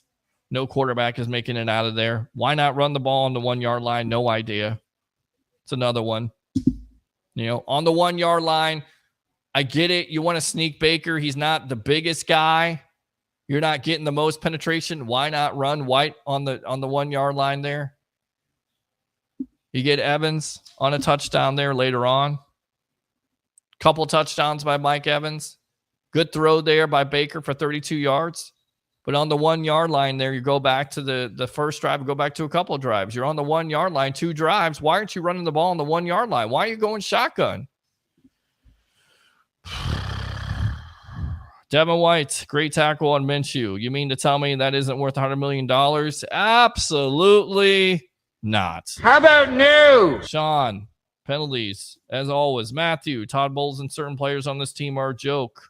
Roger Shue, y'all, the Bears are bad. We know. Michael, fire that trash Bowles right now. Again, the question for me is, if you want to fire Bowles now, do you think the fortunes of this team change? Seriously, serious question. 727-255-0391. It's 727-255-0391. Devin White should have picked up the tight end on 4th and 2. It's 4th and 1. No idea who blew that coverage. What's the blown coverage? Guy's wide open, sitting there having a picnic. Great fake by Gardner Minshew. Nobody covering Mo Alley Cox at all. Nobody. Season's over. Who cares if they win the South? Carl says, oh, well, it's hockey season. I guess that's a good attitude. Hey, Peter, the gang, go Bucs. Fire Bulls. Yeah, fire Bulls. Yeah, that's been the thing. KR, hope everyone had a nice Thanksgiving. Absolutely. Please fire Todd Bowles. Go Bolts. Yes, Nick. Worst tackling team in the NFL. Offense had plenty of opportunities, but dropped passes, penalties, in critical situations. Offensive line breakdowns, play calling, terrible. I mean, just the things that we continue to talk about. Like if I put on the best show, the best of Peter Blake and the Sports Web last week, it'll be the same thing. Like the monologue could be the same. I try to, kind of make it different, but unfortunately, it's not. It's some of the same things we've been talking about all year long. Critical penalties. Missed assignments, communication, no communication. Who knows? You're exactly right. KR. Head coach doesn't remember. He's got timeouts to use unless he's saving them for something good for Christmas. Who knows? Maybe he's giving them away for Thanksgiving for the Thanksgiving dinner. Who knows? Jim Harbaugh. That's the answer. All right, Scott. Noted. Devin White isn't getting $100 million. I don't even know if he deserves $11 million at this point, the way he's played. You keep the timeouts because a real man knows when to push away from the table. I didn't want to see those timeouts so we could prolong the inevitable. I mean, you don't know what's going to happen. I understand the point. But it's not just been this game, Tampa Bay Ray Kennedy. It's been throughout the season. Like, I don't have any confidence in my offense. I'm going to keep all 3 timeouts. I'm good. We're good with having, being down 13-7. What are you going to do at that point? Drive? The Titans game, you had 3 timeouts. You don't do anything with it. Why? Do you have no confidence in the offense doing anything at all? We got a problem. We already know they got problems scoring points, but no confidence keeping the 3 timeouts. Wow. That's been consistent. You can't take those timeouts with you. I don't think there's an extra bonus or something in Todd Bowles' contract to where he's going to get, more money for having more timeouts than anybody else. And yet, consistently, every week, we know that things are going to happen. The one thing that most likely is going to happen is Todd Bowles is not going to be able to manage the clock. We know that's going to happen. We know this team is going to get out to a slow start. We know that this team is going to have explosive plays, which is what the announcers talked about today. We know that Baker is going to miss throws and miss wide open guys. And when he hits those guys that are wide open, they're going to freaking drop the ball. God, what a killer. Trey Palmer, man. So much potential. You can see it. He's just a little bit away from being a top wide receiver in the league. Right? You make that catch, you have room, you have opportunity there, crucial third down, and you drop the freaking ball. Killer.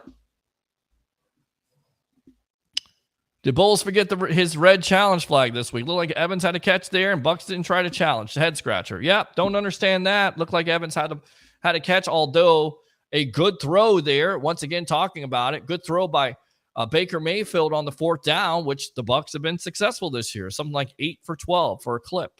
Pretty good. Pretty good throw there to Chris Godwin to keep the drive alive. Baker on 3rd down on that same drive, running for a 1st down. He's done that this year. When there's nothing open, take it, go down, get the 1st down. He's done that. But yeah, it looked like a catch to me. I don't know what a freaking catch is anymore. You got to make a football move. You got to look at the camera. You got to do wink. I thought it was just like you catch the ball, you make a football move, and it's a catch. It looked like a catch to me. Did not look like a catch to you? I don't know. How do you not have a safety in the backfield on 4th and 1 play? I even knew they were going to fake it, and they did. Everybody knew they were going to fake it. KR, at least the USF Bulls and FSU Knowles got competent coaches. Just saying, yeah. Definitely. That's a positive. I'll agree with that. Congratulations to USF being bowl eligible. And, of course, FSU in an ugly win, but a win no less against the Florida Gators in the Swamp, going 12-0. That's always a good thing. So there's positives here in the Tampa Bay area. It's not all doom and gloom. Can't make this stuff up. 4th down where the tight end is wide open was dumb. The damn announcer called the play before it happened. Why didn't Bulls see it? Don't know. Kurt, that would clean house. Too many players still holding on to that Super Bowl ring. Maybe. Goes back to the Todd Bowles comments yesterday. Some players are, paraphrasing, resting on their laurels, if you will, when it comes to Super Bowl.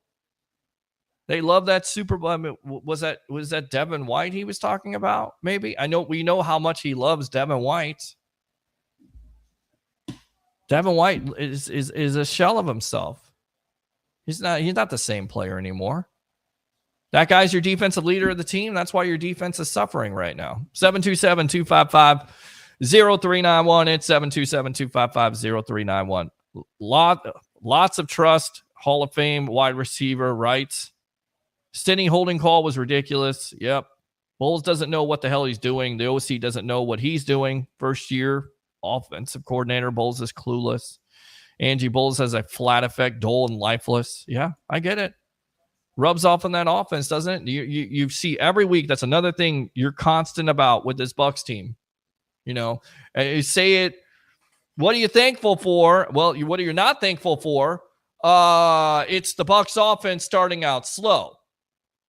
And it's been a prolonged thing that's happened all year long. I'm not telling you anything you don't know. It's disappointing.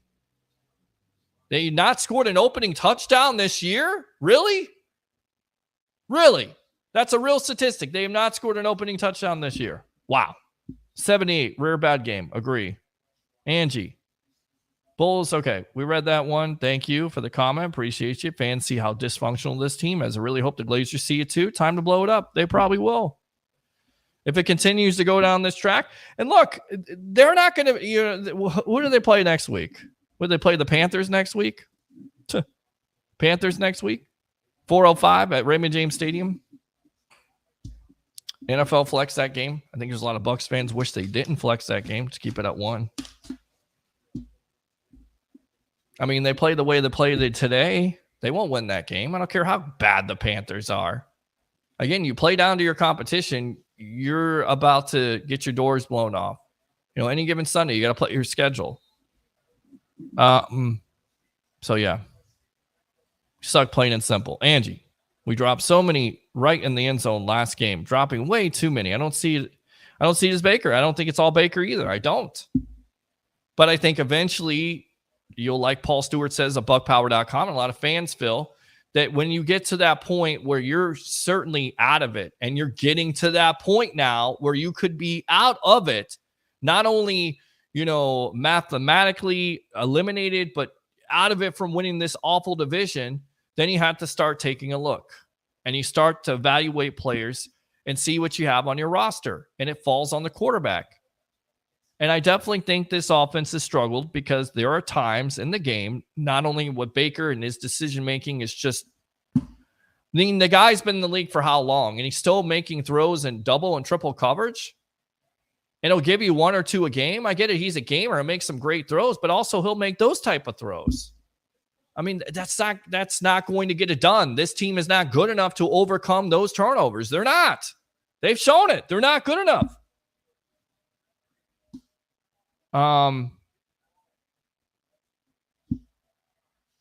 It's not good. Baker's actual stats aren't even bad. It's not him. Peter Bro, this was the nail for me for the season. Patrick, leading the league in drop passes didn't help either, but really, that clock management killed the game. It's terrible. Terrible. Terrible clock management. Fire head coach Todd Bowles. Sorry I'm late, guys. Acknowledge your tribal chief. Okay. Quarterback, Baker Mayfield, trash. Anthony Richardson, welcome to Tampa. Jimbo Fisher, you bringing absolutely nothing at all. Jimbo Fisher, God. Defensive scheme is, yep, pretty much. We suck, yep. 007 Nest, why is Yaya not on the edge? Play down defensive end instead of playing outside linebacker? I don't know. Why doesn't he play more? Why hasn't he played more in this defense? He's been one of the most productive players. He's a young guy. You're going to have to take a look at him. I'm in favor of it. I think JTS is just a guy. Maybe he's a rotational piece. I'm ready to see more of Yaya Diaby, aren't you? I mean, again, if you're going in that direction where you're starting to evaluate players, not just at the quarterback situation, at every position, then go for it. Go in that direction. Fire Bowles, Scott. It's not about any one player or savior, but change is good. Change is necessary. You can't keep doing the same thing with same people over and over and expect a different result. Accountability is due for everybody. I agree. Accountability is due for everybody. I agree, and I understand where you want to go with this. I understand it. I get it. I understand it. Michael, Todd Bowles should be flying home on his own dime. Roger, they already acknowledged me. Jay, a lot of defensive errors are on Bowles. If you put your players in the wrong place, they can't make plays. Not cutting players, slack. They got beat on some easily defensible stuff, but a lot is on them being in bad coverage. And good comment, Jay. Appreciate you as always. Oh, yeah. I agree with you. This has come back to last year. This has also started last year. This is what a lot of fans saw and felt like Todd Bowles should have been fired in the first place in the offseason. So putting players in bad situations, that's on coaching. Players not being in the right situation, that's on coaching, is it not? And then allowing the players that continue to do the same things over and over again and not holding them accountable is on coaching. 727-255-0391. It's 727-255-0391. Griffin is still a Buck. How? I don't even know. Is he still a Buck? I didn't think he was a Buck. Is he still a Buck? They know he sucks. That's why. Michael, Trask can't read a secondary. He's a backup at best. We may figure it out. We may find out here eventually. Everybody thinks he's the second coming of Brock Purdy because, quarterbacks like that grow on trees. But you don't know, right? Who knows? Is he going to be able to score more points than 20? I'm all for it. Go for it. Interesting stat. The last time the Bucs had a head coach longer than 3 seasons was John Gruden. Yep. Jason Light also needs to go. I mean, how many picks, top end picks, does this dude miss on? How many picks does this guy get right? How many picks in the past has he gotten right? Let's be fair here now, Matthew. You know, and again, I keep on going back to it. He did build a Super Bowl team just a couple years ago. And I think the Glazers trust him to make that decision. Anthony, stop interrupting Mr. Williams. Shut up. What was the personnel on the last drive on defense, knowing they were going to run the ball? No Vay or Cancel on that drive. They ran it down our throat to a touchdown. Yep. Don't get that one. I guess getting a rest. Defense taking a rest. Accountability for all that is necessary. Nobody is sacred. Calf here. No. I want us to rest, get rid of everyone. GM, head coach, Bowles should have never got the job. He wasted Brady last year. Why people continue to talk and don't listen, dude, you're talking too much. Am I talking too much? If I'm talking too much, then you guys need to talk more. 727-255-0391. It's 727-255-0391. I mean, honestly, if I'm talking too much, then you guys need to talk more. If that's what you're putting out there, Cornelius. Which, again, appreciate the comment. BS comment. Thank you, Scott. Appreciate you. I really think Baker would be good with a better center, guard, or guards. Roger Shue, you said the Bears will win the division, so yeah, you're still crazy. Agree. By the way, the Bears and Panthers won't win 10 games combined this season. Yeah. Although the Bears have 2 first-round picks, so there you go. Fire Todd now so we can see what the OC can do. Tim, drop balls and offensive line calls the loss. I'm a Colts fan, but don't put this loss totally on Baker. No, not at all, Tim. I'm definitely not going to put it all on Baker.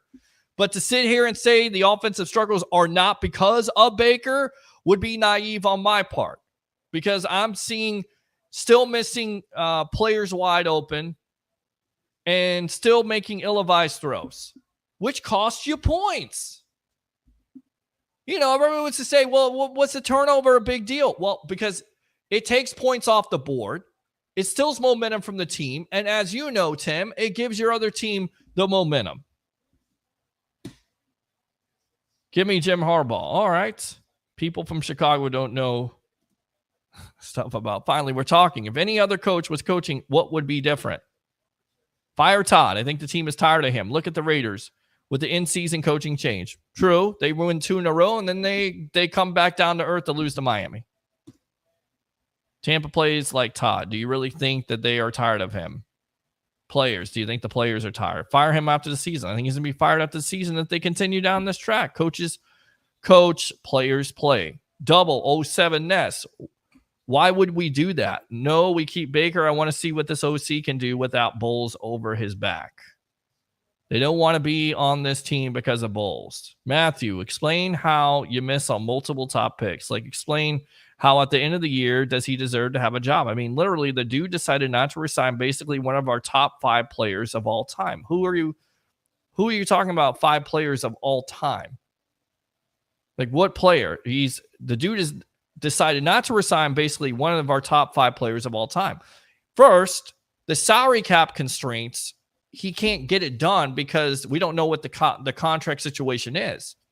Second, I don't think he's refused. I think it's contract negotiations. They're going to see how he plays out. And Mike Evans balls out this year, which it certainly looks like he's going to again.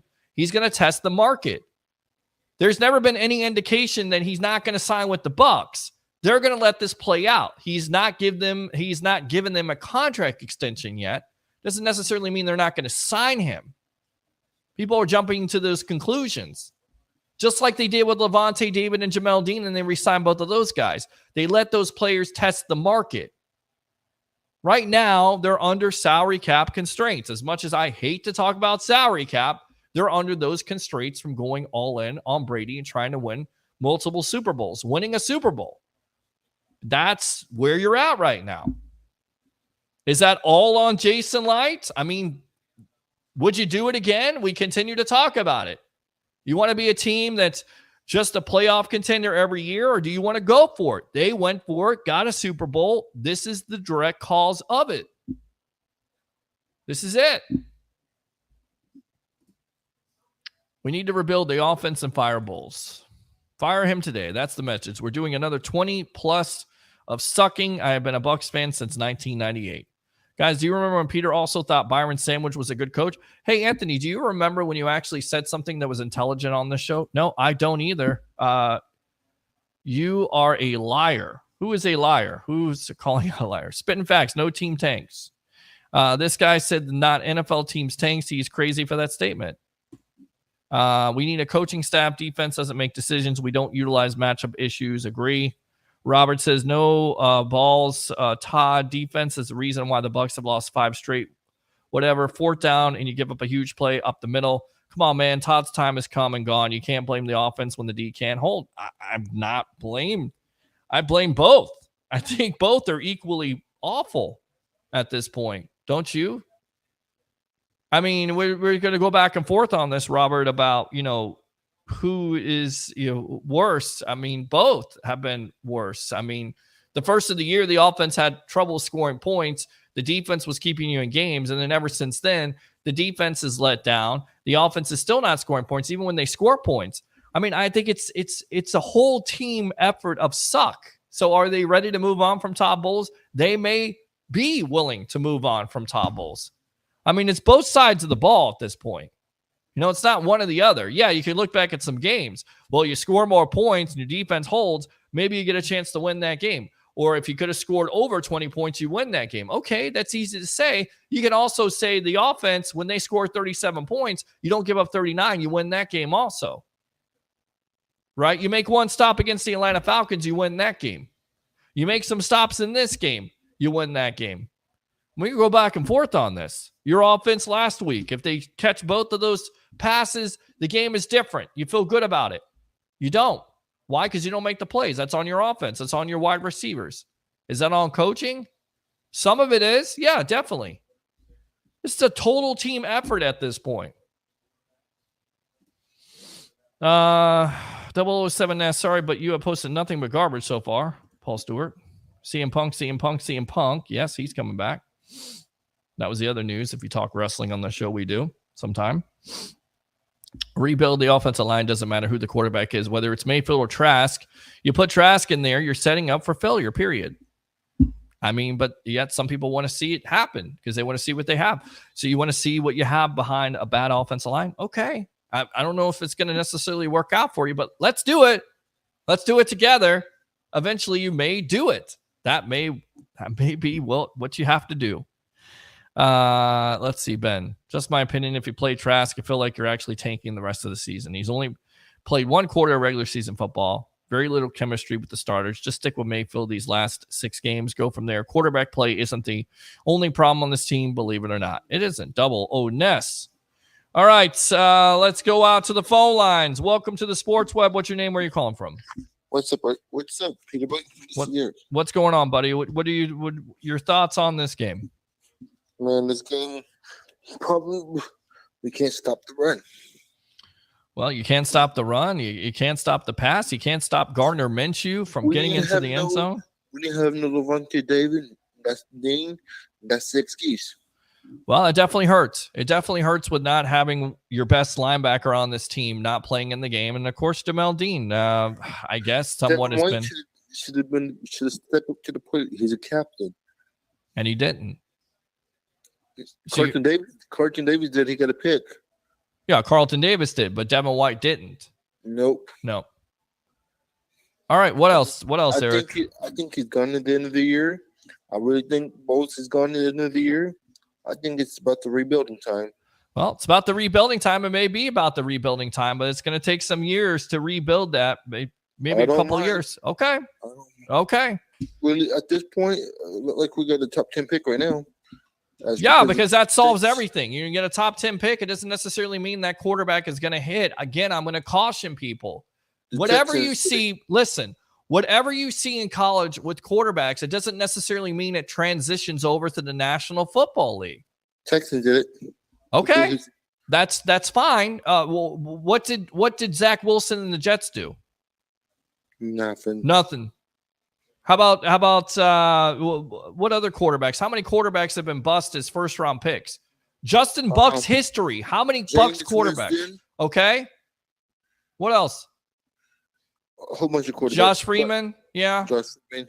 I mean, there's been plenty of bust, right? It doesn't necessarily mean it's always going to work out. It's the scheme. It's all about the scheme, Well, right? it's a scheme, I guess. It's the players around. It's what you do for that quarterback to build around him. If we have weapons like we do now, if we have weapons like what we have Mike Evans and Chris Godwin. You got weapons now with Baker Mayfield, who was a number 1 overall pick, who's looking like he's not so good, right? He's looking like he's a bust. You think it's the offensive line fault? I mean, I think there's a combination of things here, Eric. It's the offensive line. It could be the play calling. I mean, there's so many things that are wrong with this offense. I got a question for you. You think? I don't get mad when I say this. Do you think the players not playing for Coach Bowles now? No, I don't think they've given up. I don't think they quit. I don't think they have. Eric, appreciate the call as always, my friend. Thanks a lot for the call. Appreciate it. Oh, yeah. No, I'm not ready to buy that. I don't think they've quit on him. I don't think they're making plays, right? When they need to make plays at critical times. I don't think they've quit. I don't think they're still playing hard. They still had a chance to win this game today if they're able to protect Baker, but they're not.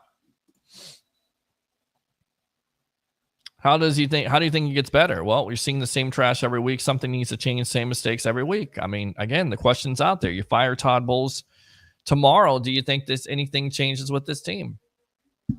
I'm not sure. Seth Rollins. Okay. I really think these players are going up on the head coach. Simple as that. Both sides of the ball. Okay. Paul, Buck, Power, Stewart, and Peter H. Blake disappointed in the performance is an understatement. Should we put in Trask after the injury? I don't think the injury was affecting Baker's decision-making. I don't think his footwork was off. I think it was a bad decision. You get that every game with Baker Mayfield. You also get some really great throws. The throw he made to Chris Godwin on the 4th down is one of those examples. The throw where he's rolling out and he makes it to Mike Evans, it's right there. You know, we've seen that. We've seen flashes of brilliance. We've seen the offense have positive signs of improvement.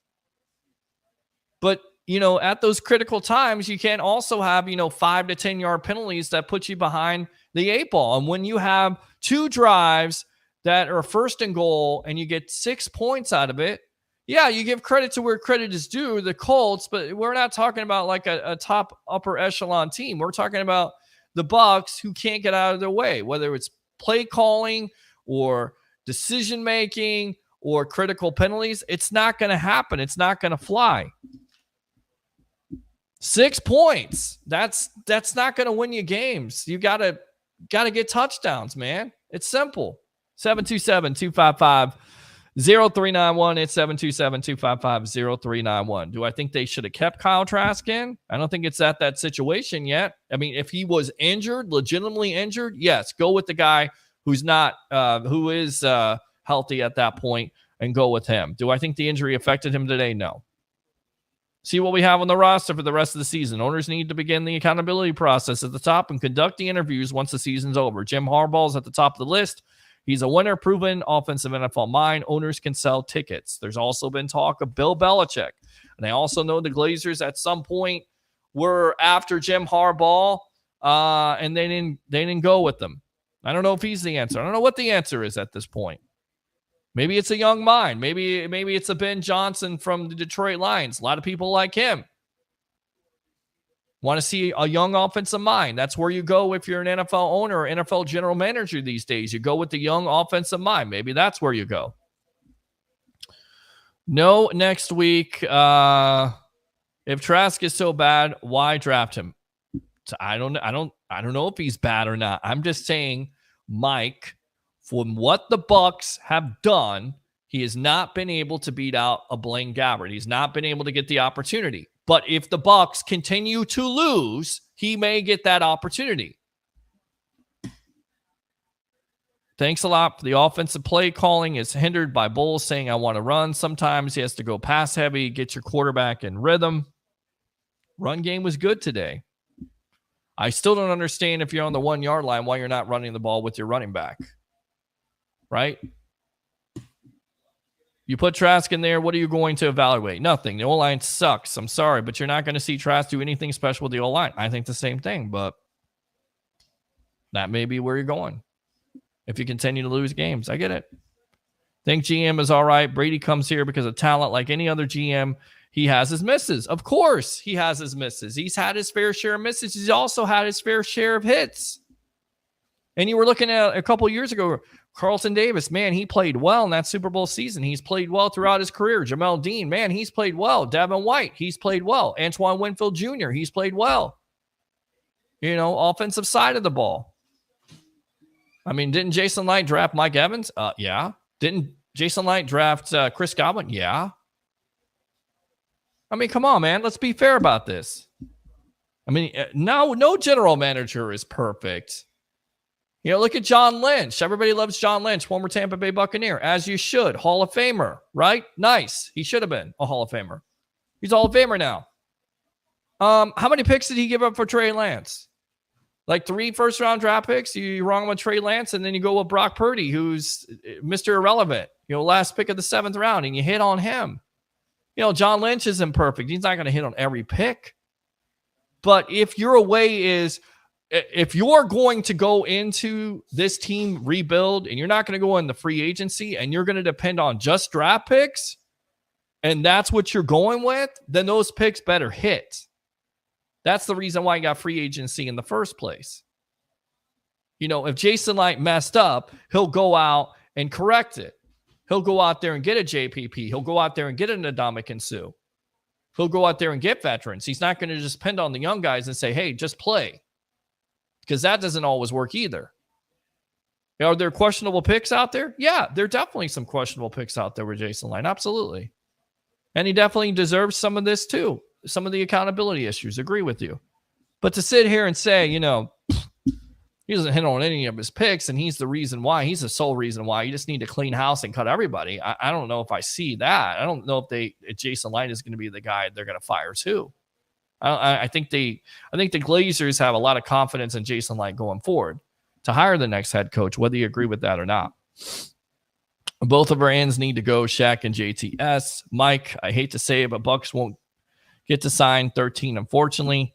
I would take Cousins way off over Mayfield. Well, you're going to have to pay that money, and you're not going to get Kirk Cousins this year. You may get him next year. You're going to have to pay money for that. We'll see where the Bucs are. We'll see if they get a chance to draft a quarterback, and if they're going to go with that, or they're going to go with a veteran quarterback. Quiz question: how many young quarterbacks in Tampa Bay Buccaneer history have worked out besides maybe Doug Williams? Yeah, about zero.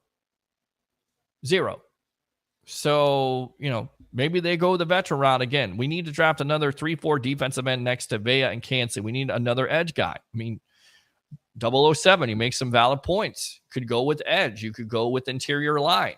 You could go, people want to go quarterback. Maybe you don't go with the quarterback, depending on what you do in free agency going forward. I mean, I don't want to talk about this stuff, but guess what? We're at that point where it's becoming very clear that maybe the Bucs are not even good enough to win this garbage NFC South. 727-255-0391 at 727-255-0391. Facebook stars are out there. If you like the content, give to the cause. I appreciate that. Facebook stars and also YouTube chats, if you like. You don't trade away top wide receivers. I want us to be a passing team so we get a great O-line. We miss Big Red 66. Mike, great point. Absolutely miss him. That's yeah. 007. We won the chip being a passing team under Arians and running the ball just enough at the right time. You're exactly right. Nothing changes, but after week 17, both Bulls and Light should be unemployed. All right. Moral changes if the coach is fired. Morale changes. Okay. So you're in favor of firing the coach tomorrow, and you think morale will change. Okay. I guess you could say that. Levante makes Devin look better. Devin was lost without David today. Good comment. Absolutely agree. Oh, yeah. Let's go out to Matt here. Defense is too predictable. No surprises. It scares no one. Too many players out of position and no drive. I mean, how many times, you talk about the Gardner Minshew play. He basically gets pushed out, but he's also overrunning it. Shocker. That's been Devin White's career. A guy that is so athletically gifted, but, outruns it. Outruns his responsibility. How many times have we seen that? How many times? Is that a surprise? Is that a shock? Defense is too predictable. So, yeah. Javon, Baker Mayfield will not be the quarterback next season. He may not be the quarterback in next season. I don't know if anybody thought he was going to be the quarterback. Did he have an opportunity to be the quarterback of the future? Yeah, if he performed better, if this offense scored more points, yeah, he may not be the quarterback. I would keep Baker, build the offensive line, look for edge rusher, tight end, add more D-line. Double O Nest, do you think Bowles is holding back this OC? I don't know. I don't know. I can't tell you what's going on right now with this offense. You know, again, there's some really positive things, but a team that has trouble, and I go back to the first drive, you have the opportunity to score, and I get it, Baker's hurt, but why aren't you trying to run the ball instead of going with Baker on the quarterback sneak? And again, hindsight is 20/20, but come on, guys. I mean, it's simple. You got a running back there, 1 yard. Don't go from the shotgun. If you're going to go for shotgun, run the ball in the middle on something, right? If you believe that, because that hasn't. I think your White is a better outside runner. You got him outside today to turn the corner. You saw that on third down with the big run there. I mean, I don't know. It's a great point because this offense has struggled, right? And we know how Todd Bowles is conservative. We know that. Is he holding back this offensive coordinator? I don't know. I'm not seeing players really buy into Bowles and this coaching. No drive from the players. Mike, can't wait for next year. This one is done. Yes, sir. Jim, if we get rid of our black head coach, are we replacing him? My question is, can we win a division? I don't want to, bring that in there. Jason, spot on. What coach would improve the D-line so Bowles is supposed to scheme sacks? I mean, I don't know how you scheme sacks. I mean, I think running Devin White more with, as an outside linebacker, maybe a rusher, instead of playing in coverage would help. But if you don't get there again, you've seen that happen also. I mean, I don't know. I think that comes down to players also. That comes down to players performing. That's not just all on coaching. Let's see here. Todd Bowles is a good defensive coordinator, not a good head coach. Agree. Jim, did the administration pick the offensive coordinator or did Todd Bowles pick him? Well, Todd Bowles picked him. This was Todd Bowles' pick. And it hasn't worked out. Is Bowles supposed to scheme pass and run blocking? I mean, that's on players. Players got to get that done. They haven't been able to get that done. How many times, Bucs fans, have we seen this offensive line struggle? And it was completely opposite today in true Buccaneer fashion, where you actually have a running back who goes for 100 yards, right?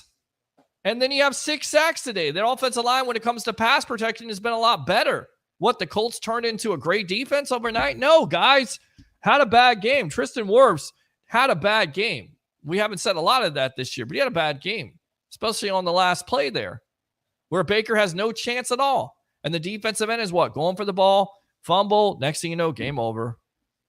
Just like that. 6 sacks. We lose next week, Glaciers, with no choice to send a message. Michael, I don't see it happening, my friend. They don't do that until after the season. They don't send the message during the season or in the middle of the season. I don't see that. What can we move back?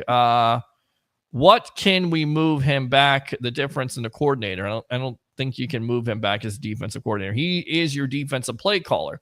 Now, could Todd Bowles give up the defensive play calling to focus on being a head coach? I think that's a question you could definitely ask. And a question that I think a lot of reporters in this town are going to start to ask. You're right? Maybe it's too much. Maybe it's too much of a responsibility. Maybe Todd Bowles is wearing too many hats here. Maybe he just needs to focus on coaching and let his other guys call the defense. Right? I think that's a question you could ask. The OC is not calling a bad game. Baker not throwing downfield is not a scheme issue. Is it not only a scheme issue? Is it the fact that he doesn't have the time to throw down the field? And you saw when he's got the time to throw down the field that he's able to complete some of those passes, especially to Mike Evans, who had a good game. 32-yard pretty pass to put the Bucs back into the game, right? Did we pay Devin White? Yeah, $11 million. No, he accepted the 5th-year option. Well, you just don't pay him $11 million. Hey, Peter, Trash should have a chance to play. And Atlanta beat the Saints. Yep, Atlanta beat the Saints. You're exactly right. I don't know, a chance to play. I don't know where this comes from. Like everybody's like he's afforded a chance. Why? Has he earned a chance to play? Did he practice good enough? Because Todd Bowles is all about practice, right? We practiced good this week, so that means we're going to play well. Doesn't transition over on the field.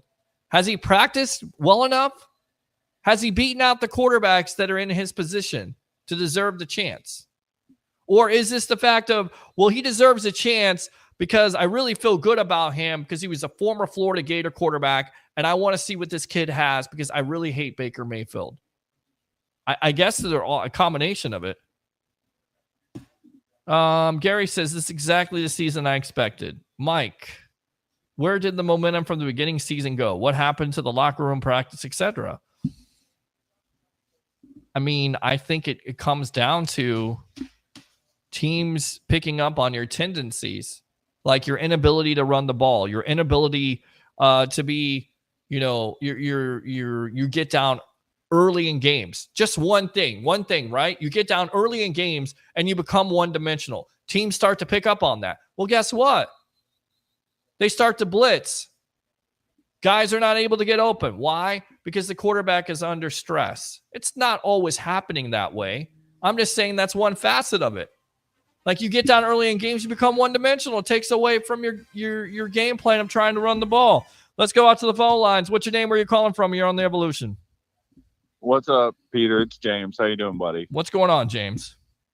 Just another Bucs life day, right? It is, man. It is. They had a chance to win this game, and their defense is not able to get off the field. And I came in with Devin White, and just so disappointed with Devin White. What do you say? I was very much high on Devin White. I thought he was solid. You could definitely tell the defense missed Levante today. Devin, when Gardner Minshew ran the touchdown in, and Devin just completely over pursued. I mean, you just look at that and go, what on earth would possess you to over pursue a guy like Gardner Minshew? I mean, it's Gardner freaking Minshew. It's not Patrick Mahomes. It's not Josh Allen. It's Gardner Minshew. You got to make the stop. Don't over pursue. And again, it's easy for us to sit here and say as armchair quarterbacks, you don't do that. But how many times in Devin White's career have we seen him over pursue plays? Too many times. Yeah, it was weird. And a couple other weird things with Devin today, like, and I don't want to smash the guy because this, to me, was a total team loss. I mean, you could pin this on a number of different players today, but there were a couple times defensively where they had Devin line up on the outside against the wide receiver, and I'm like, maybe that's not a bad thing. Maybe moving him kind of around, giving him some different looks, maybe would help. And none of those plays went the direction where he was at, but there were just several times where he missed tackles today and he would over pursue. And it's very tough to defend a guy who wants, this big contract. And when you're letting Gardner Minshew basically run all over you. I mean, there were several times today where Gardner would get out of the pocket and you knew he was going to take off. And, listen, I know you're not game planning for a runner quarterback, but you've got to have somebody there as a spy or something. If he's shredding you on 3 straight plays, eventually you've got to adjust. And that is where it comes down to coaching for me. And if Todd Bowles is the defensive coordinator, head coach, whatever, you've got to see that and go, okay, we've got to adjust to that. And they didn't. And that's, I think, where the frustration for me is Todd Bowles' inability to adjust in game is just mind-boggling to me. Yep. It's that is why I don't think he's a head coach.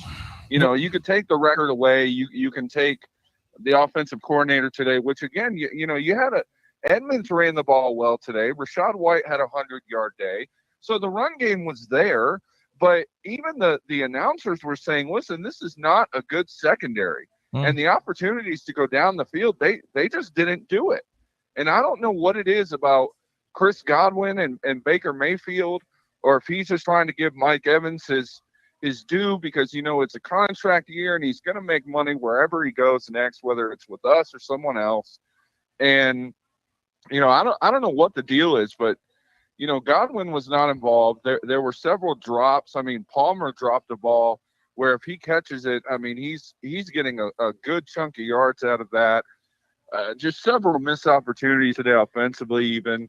So it's hard for me to pin this just on the defense. I mean, the defense held strong a little bit in the fourth quarter, gave the Bucs a chance to come back. But, I mean, this is just a total team loss. And it's unfortunate because, you look at this team on paper and you see these weapons that they have offensively, and you're just like, how in the world are they sitting here at 4-7? I mean, it just boggles the mind. It does. And the reason why you're sitting there at 4-7 is because you're not able to score consistently. You're not able to get out of your way. When you get a big play, you see a flag, automatically, what do you think? I know what I think. Holding on the offensive line, and there were times today where we're surprised when you have big plays, the big play against White getting on the outside there. I thought there was going to be a penalty called. There was nothing called. It's those type of things. Like, early on in the season, Baker has an opportunity, has time. He's missing wide receivers. When he hits wide receivers, they drop the ball. Trey Palmer today, wide open. You got what you're looking for. You have room in front of you. Could have been a touchdown with his speed. And instead, he makes a rookie mistake in dropping it. How many drop passes the last couple of weeks by these wide receivers? So when people wanted to say, well, it's Todd Bowles, it's all on Baker Mayfield, these wide receivers got to wear this too. And this also comes back to Evans and Godwin. They've had their fair share of drops. So it's just it's a combination of things. And then on top of it, the defense is probably the worst area. And the reason why you focus on this is because, look, you knew coming into the season that there was going to be some bumps in the road with, a first-year play caller and Dave Canales coming from Seattle and, Todd Bowles being conservative and having a new quarterback at the helm.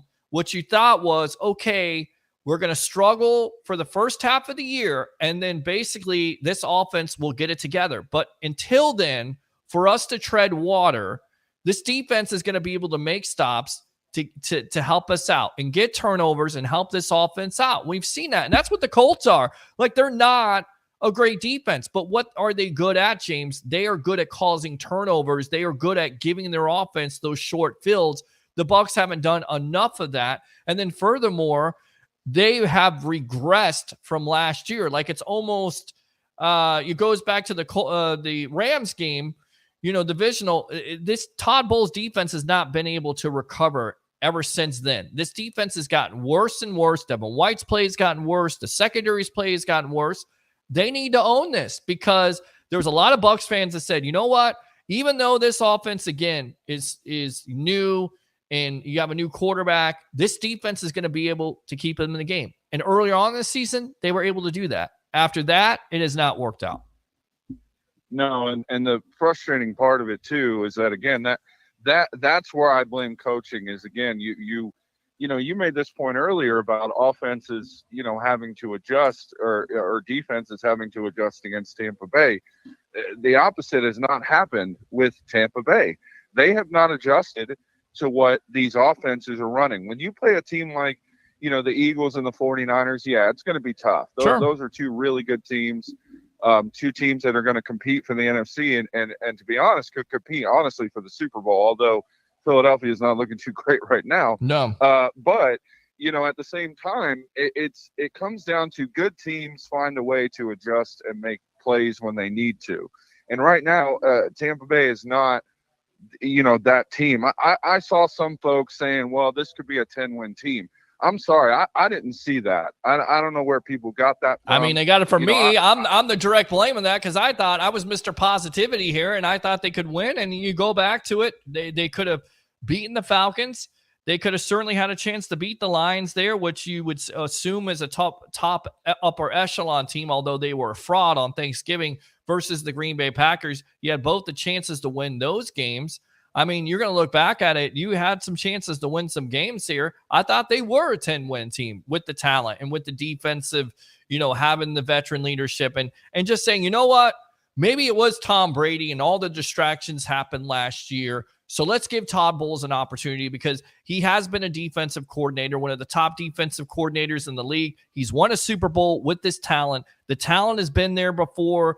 They drafted some guys. They're going to come together. The offense still has Mike Evans and Godwin. Like, it's not like, you're talking about CJ Stroud, who's been tremendous as a rookie. But who's he throwing to? Tank Dell. Can you imagine if CJ Stroud was throwing to Mike Evans or Chris Godwin, how his numbers would be even better than what they are right now? You're not talking about that. You put a quarterback back there and you would think the weapons, but the line has been the problem. All the changes in the offense. I mean, it's been a disaster. So, yeah, I'll take that. I'll take blame for that. I'll take blame for giving maybe fans out there false hope. But you look at it, and again, I think the Bucs mindset was, we're going to go with Baker Mayfield because he has all this experience to start. He started 69 games or more coming into the season, 69 games.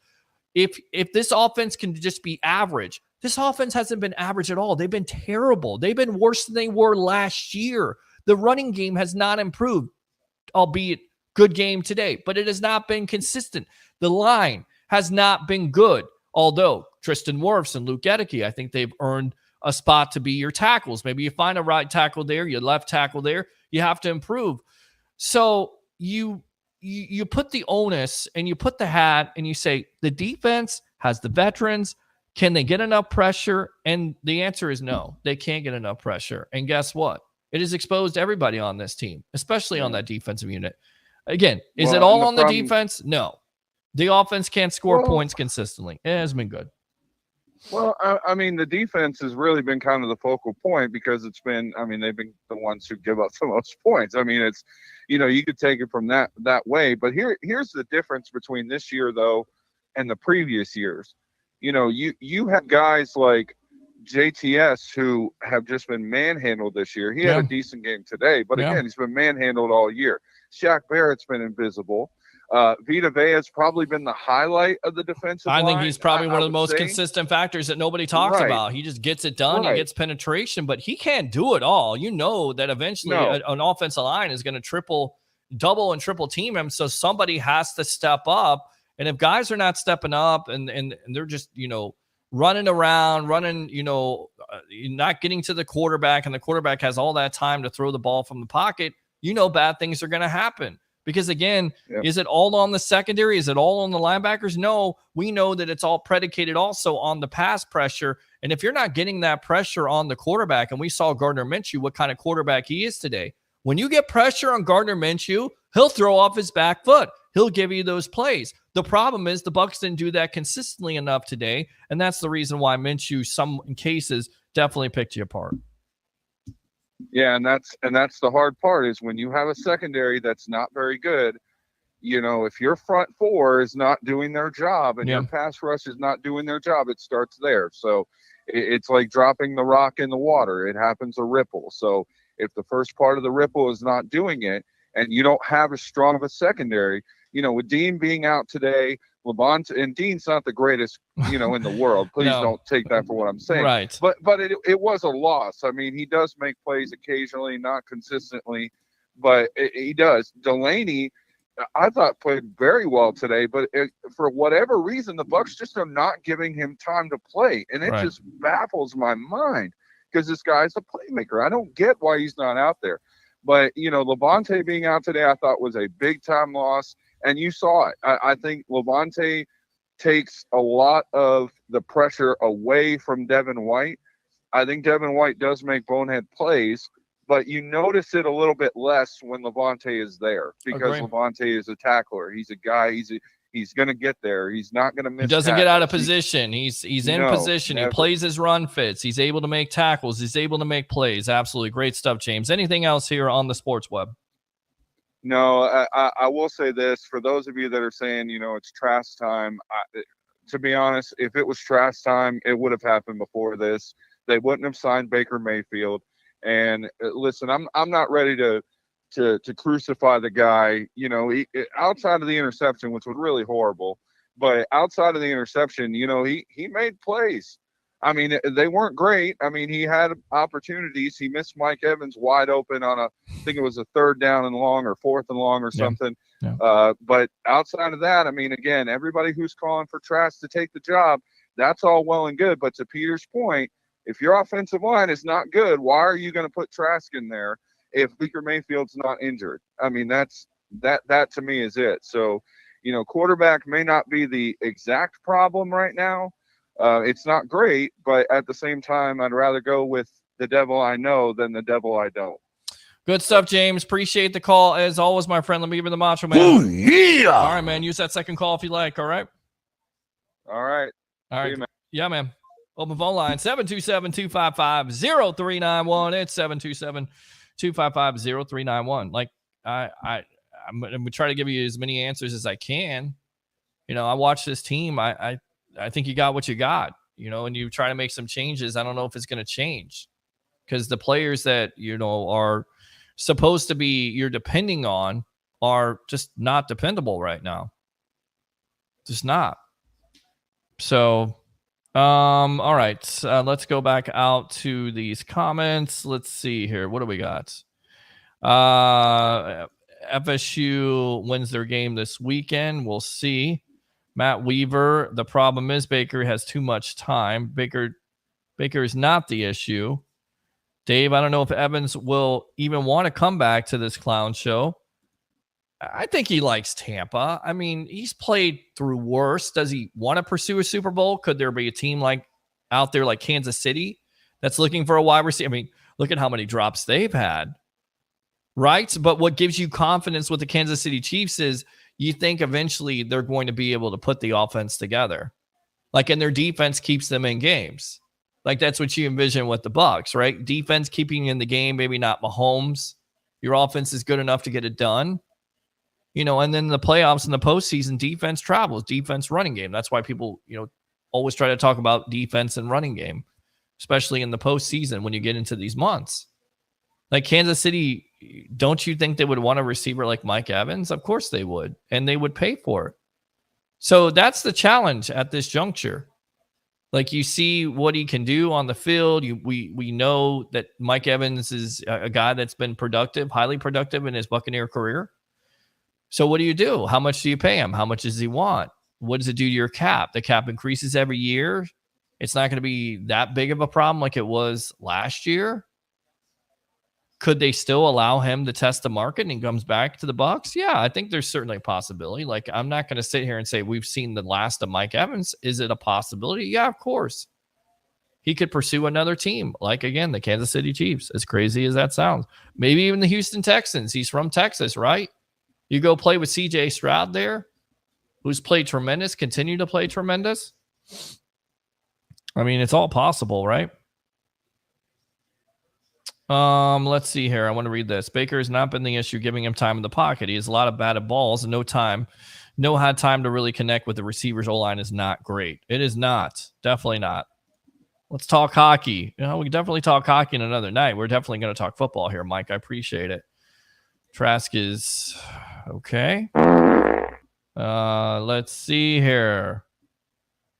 Okay. Predictable, unimaginative play calling. Chill out, Peter. It's just what ball it is. Who would have replaced Bowles? BA. I think there's a lot of people that want to see BA come down from the office, just save the team. I don't necessarily know if that's the reality of this situation. Devin White is a bum. Trey Palmer, way too many drops. Agree. Rod, defense is ranked 31st. No D line that can pressure the quarterback. We are an undisciplined team with penalties, missed tackles, bad game, team management. This is coaching. We have enough talent to win our weak division, you would think. Harry, it's Todd's fault. It has absolutely nothing to do with the turnovers at all. Let's all jump on that bandwagon and get the coach fired. Nobody said it was all Todd's fault. But if you guys are saying you want to fire Todd Bowles, what do you think is going to change? Is it all on Todd Bowles? I think a lot of it is on. The majority of it is on Todd Bowles and getting this team ready. Why does this team continue to have slow starts like they did today? That is on Todd Bowles. Is it on the players? Yes, of course it is. Is it on execution? Yes. Is it on turnovers? Yes. Is it on penalties? Yes. All the above. But at the end of the day, if you are the captain of this ship, and right now it is looking like it is the Titanic going down, the captain is going down with the ship. I hate to tell you. But whoever comes in here, once he is fired, if this team does go down, not winning any games after this, or not at least winning this division, some of these players that are being evaluated right now are not going to be on this team next year. I can guarantee you they will be weeded out. No doubt about it. There are growing pains, definitely, offensively. They fake run twice on 4th and 1. Devin White is nothing without Levante David. Agree, Fred. Dave Canales' offense is way too conservative. Is that on him? Is that on Todd Bowles? Is that on a first-year play caller? Is it on the fact you're trying to marry the run with the pass or the pass with the run? Tampa Bay should have won this game hands down. Dave, did Bowles grab the wrong defensive playbook and grab Mike Smith? Playing 8 to 10 yards off the wide receivers, just giving him 8 to 10 yards catch every time. We talked about it. Like stealing candy from a baby. 100. Thank you, Robert. Appreciate you. Amen on Baker and his throws and coverage. A Buck fan from the beginning, but the saying a buck is only worth 3/4, G still holds very strong. Very sad. Yeah, can't throw in coverage. Can't continue to have those type of throws. You're a veteran quarterback. You can make all the excuses you want to with not having consistent offensive coordinators and new offenses and everything like that, but that is a simple decision that you cannot make. If you see triple coverage, you can't make that throw. We've seen those throws. That's what drives Bucs fans crazy. That's what gets the crowd of Trask people, Traskites, if you will, saying Kyle Trask should be the next starter you should evaluate there. That type of throw right there. Like, that takes away everything that Baker does good. And it's a shame because he does some really good things. Like, he's a gamer. Like, I really like Baker as a quarterback. But there are things that I'm not sure about. And there's a reason why he may have been out there or he's on other teams, right? He's not able to find or go through his progressions with wide receivers that are open, that he's locking on to his number one target. We've seen that happen today. We've seen that happen to the season. So there may be a reason why there was other teams not, necessarily out there or, on the Baker train, if you will, because of those things. But it's all coming out. And it doesn't help, again, with your offensive line, not giving your quarterback time. It's a simplistic thing. If you give your quarterback time, what did you see from Gardner Minshew today? What did you see from Brock Purdy last week? Offensive line. Build an offensive line. Yes, you had to have good quarterback play, but your quarterback can go through anything if you have an offensive line, blocking for him and giving him the time to go through those progressions. We can't sit here and say that he's been given, proper time every game. You can't sit here and say that. There have been moments where he's been given, but he's missed the throws. That's on Baker. But it's not all on Baker all the time. This is a collective thing, especially with this offense and their struggles. Let's not act like that. Brady put the team together like didn't do anything before or after. That's bullshit. That's bullshit. That's kind of, and I hate to curse, but I'm going to curse, right? That's bullshit. Come on, man. Brady doesn't choose this team unless this team is put together. Unless you get a veteran like a JPP, unless you get a veteran like a Ndamukong Suh, unless at the time you drafted Devin White, who was playing out of his mind, and a Carlton Davis, and a Jamel Dean, and a Jordan Whitehead. Brady did everything. He did everything here. He got Gronk, and I get it, he got Leonard Fournette and Antonio Brown. But this team was already put together. They were one quarterback away. Why were they one quarterback away? Because the quarterback they had at the time was throwing interceptions and putting the defense in a bad situation. So enough with the, Brady did everything and Light did nothing. Come on, bro. No, we ain't doing that. We ain't doing that on this show. No. Team was already built. Brady wouldn't have chose this team if this team wasn't built. And that team was built by Jason Light and Bruce Arians, especially Jason Light. Cut me a break on that. The one thing Trask may be better at is not getting passes batted down.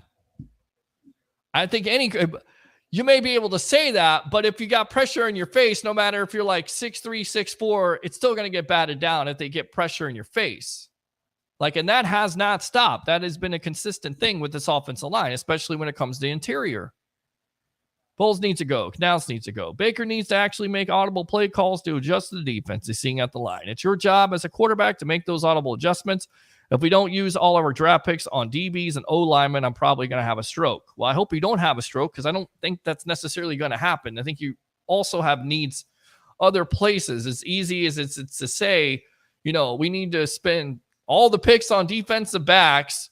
Wait a minute. Your interior line needs some work. You may need a new left guard. We'll see what the right guard situation is. The center position you may go for. I don't want you to have a stroke, but I don't think they're going to go just O-line and DB. They may go defensive line also with getting an edge rusher. They may go with linebacker depending on what happens in free agency. They may go wide receiver depending on what happens with free agency. But don't have a stroke. Peter, people have opinions on the Bucs. What would you do? I don't know what you do. I have no idea what the hell you do, Mike. I mean, for me, I guess what you would do is you would definitely consider the fact that I don't know who makes the call. Is it Jason Light that makes the call? Maybe you take the defensive play calling away from Todd Bowles. Maybe you have him focus on being just a head coach in this league. If players don't start playing up to snuff like a Devin White, maybe you start to bench him and look at the other younger players. Is that going to help? I mean, again, I think you're stuck with what you got. You go with Trask. Is that going to help your offense? With this offensive line, I don't see it. So to answer your question, I don't know what you do. I think you got to ride it out at this point because, again, even at 4-7, you still have a chance to win this division, but you won't with this effort. Why is Godwin hardly targeted? He's money in the slot, yet Bowles puts him outside. We were slant screens. Does he even use a wide out room to the fullest extent? It's a good question. Why does it take so long for Chris Godwin to get into a game plan? Why does it take so long for Mike Evans to get into a game plan? Why don't you put more of Chris Godwin in the slot? Why is he more used on the outside? That's on coaching, right? I don't know. Janice, true fan, knows matter what, we suck again. Sandra Nagel, watching the best sports talk show in the Tampa Bay area, the Sports Whip. Got to agree with Scott here. Marchant, Jim Harbaugh is the best. A lot of Michigan fans out there want Jim Harbaugh in the NFL. Is that your choice? I know you haven't fired a coach yet, but I guess we got to talk about it, right? The Bill Belichick rumors have run rampant here too because of the connection with Jason Light and the Glazers getting a high name guy. Is that the answer to this? Nothing changes with firing the coach, but it's letting the fans know, letting the team know we are going in a different direction. A change is going to happen. You're going to go in a different direction anyway if you continue to lose games. There's at least one player that has quit, and that's Devin White. I feel he's still patting about not getting a contract. He's just milling the season in, hoping to get a big contract, but that's not going to happen. He'll be lucky to get a 2-year, $10 million contract with he's putting on tape. I mean, it's not good right now. It's ugly. It's completely ugly. I don't know what's worse. His run fits, being out of position, overrunning plays, or his coverage, or his lack of, right? I don't know if he's in shape. I don't know what's happened to Devin White. What has happened to Devin White? Eric, Trask is still in. Trask not in, still in the division race. Dave, Light drafted Vita. Also picked Shaq off a free agent wire. Traded for JPP. Signed Sue, drafted Winfield. Thank you. Enough of the nonsense of, well, Brady came here and he did everything. No. Come on, man. No. This team was ready-made, built for a Super Bowl. They were missing a quarterback. They got the quarterback that they needed. You see how special that team was? Do you see how special it was? Like a first-year offense during a pandemic. You learn a first-year offense. You had your bumps in the road, but what was one of the consistent things that kept you in that year? Your defense. Even when your offensive, I want to go back to those offensive struggles. It's 24, 28 points or something like that. I mean, they had difficulty in scoring points. I mean, I want to go back to that. You can't even score friggin' 20 points over 20 points a game. Light also got Brady to come to Tampa. Correct. I don't know how much of you didn't see this coming. A splashy wild card quarterback. A terrible offensive line. Shaq is old, recovering from Achilles. JTS, Devin, Logan are bust. We only won 8 games last year, had a worse roster this year. My only surprises so far is we beat the Vikings. Never draft Vita Vea. Could have had Josh Allen. I would have taken, I think a lot of people right now would say Josh Allen may not be the answer. Whether it's the offensive coordinator or not, you could sit here and say about Josh Allen, Eric, all you want to. But, what has he done with the Buffalo Bills? Have they won a Super Bowl yet? Vita Vea has won a Super Bowl. And the reason why you shut down Patrick Mahomes and that high-powered Kansas City Chiefs offense is because Vita Vea and that penetration, not only stopping the run, but getting after him and freeing up guys from the outside. So I'll take Vita Vea all day long over Josh Allen. I'm sorry. Too inconsistent. He makes a lot of great throws, but he also turns over the ball a lot, which, by the way, he leads the NFL with turnovers. So I'll take Vita Vea. Logan Hall, JTS, not to mention the kicker in the third. Like I said, only produced one starter outside the first 2 rounds. His name is Chris Godwin. Guess that's a fair assessment. Bull's not challenging that Evans catch shows you everything you need to know. And yeah, it's not good. Bowles has to go. Same old loser excuses from him after the game. He's not a head coach. Thank you, James. Should move Devin White to defensive end. I'm sorry, but Devin White hasn't been good since the Super Bowl run. I think that's accurate. Oh, yeah. I mean, I think that's the reason why this defense has suffered so much and had regression, because he's not the same player anymore. How come nobody's talking about the first drive of the game when they settled for a field goal when it was actually a touchdown? Well, I did talk about that, Harry. And I said they most likely lost the game on that first drive, as crazy as it sounds, because you had to settle for a field goal. And it looked like they did score a touchdown on that, but they didn't get it in.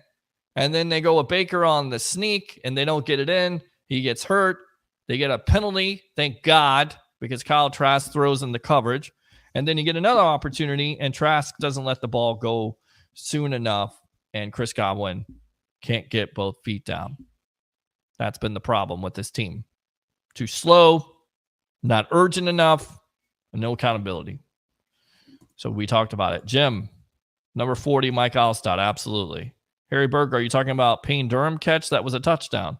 Looked like a touchdown too. Great catch by Payne Durham. Doesn't get it. Great catch, though. Great effort. Devin White, I think you're saying Micah Parsons. Cowboys use him as a defensive end. Harry, 31 passes, 16 rushes. That's Todd's fault. Well, he's the play caller. It is Todd's fault because Todd doesn't have this team ready to go on a weekly basis. And this team gets into a hole 17-3.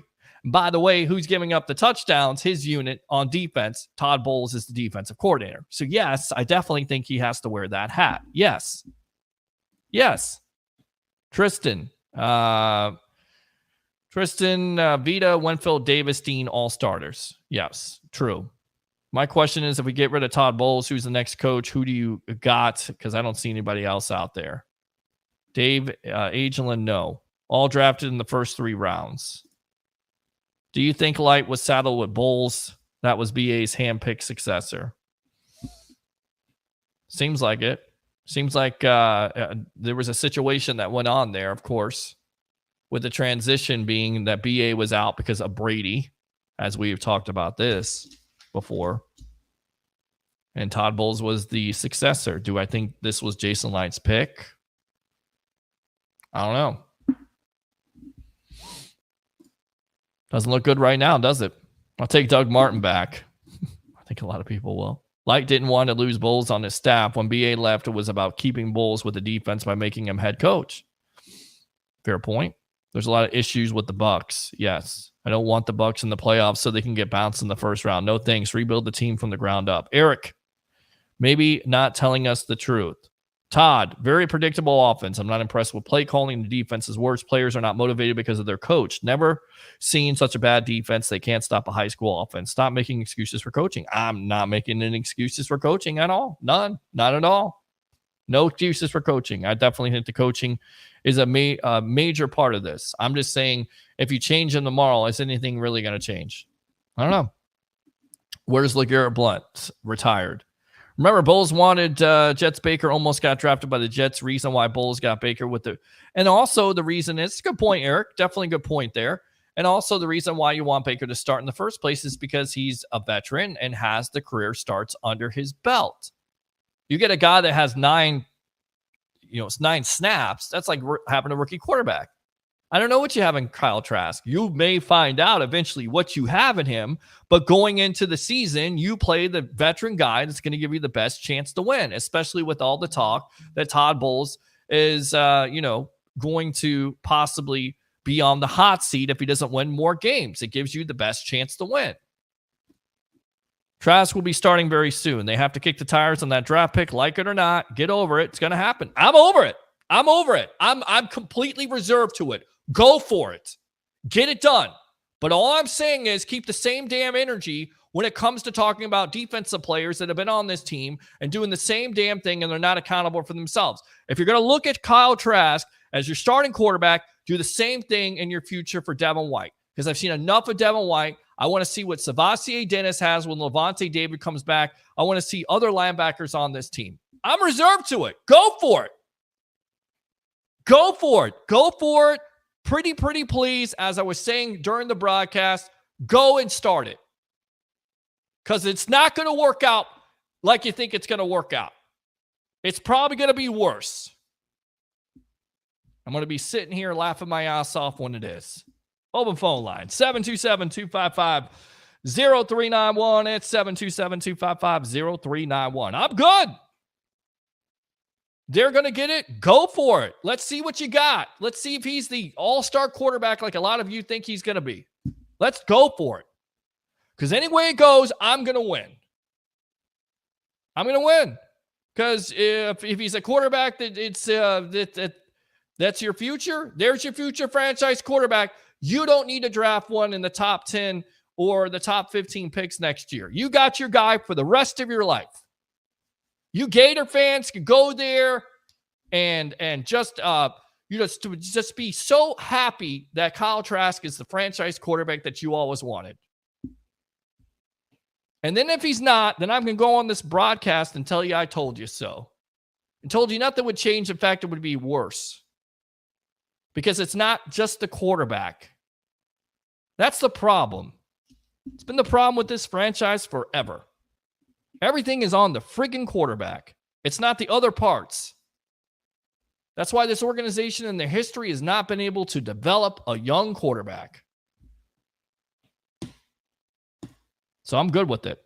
Bulls lost the locker room when he started throwing people under the bus. One more trade, a bad coach, he's got to go. Trade Devin White. He's never thrown anybody under the bus. He needs to throw some more people under the bus. He needs to sit them down, be accountable. He doesn't do enough of that.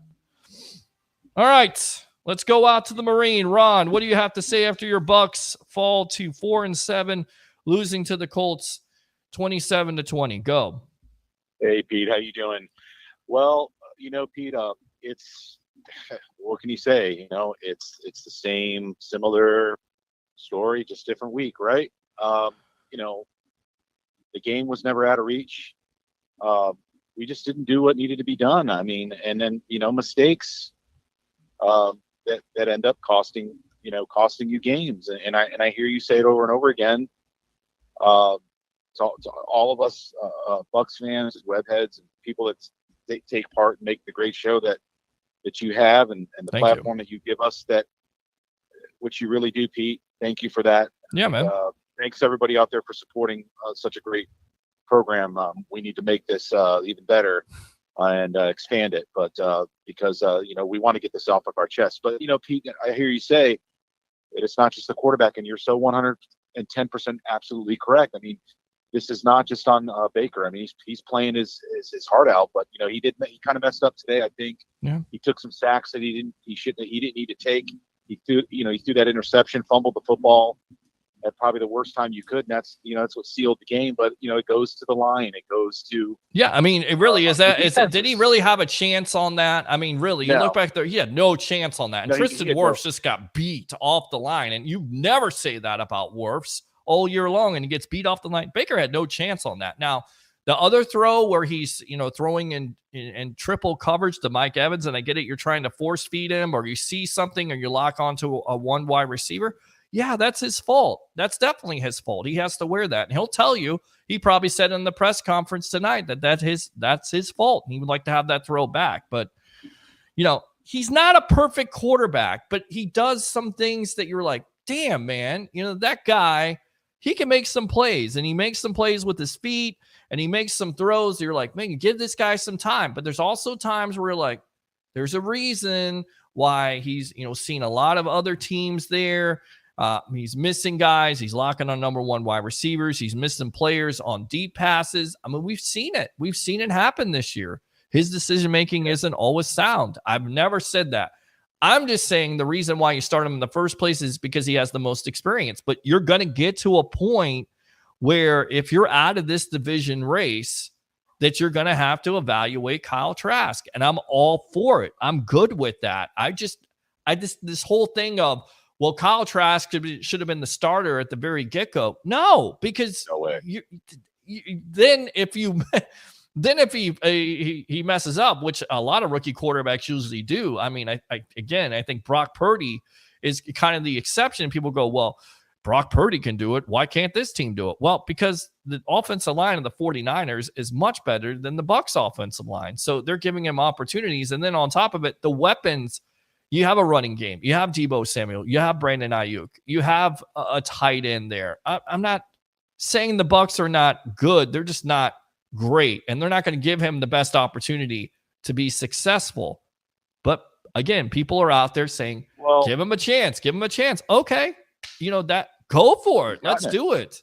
I think Baker has gotten an ample opportunity, but what really is sucks, Pete, is that, and it's even more frustrating, is since the bye, we're 1-6. So, you had an extra week for film, for prep, for rest, and this team has gone downhill since that time. And now we're seeing inconsistent defensive struggle. So, yeah, I mean, it falls on, now you have to start.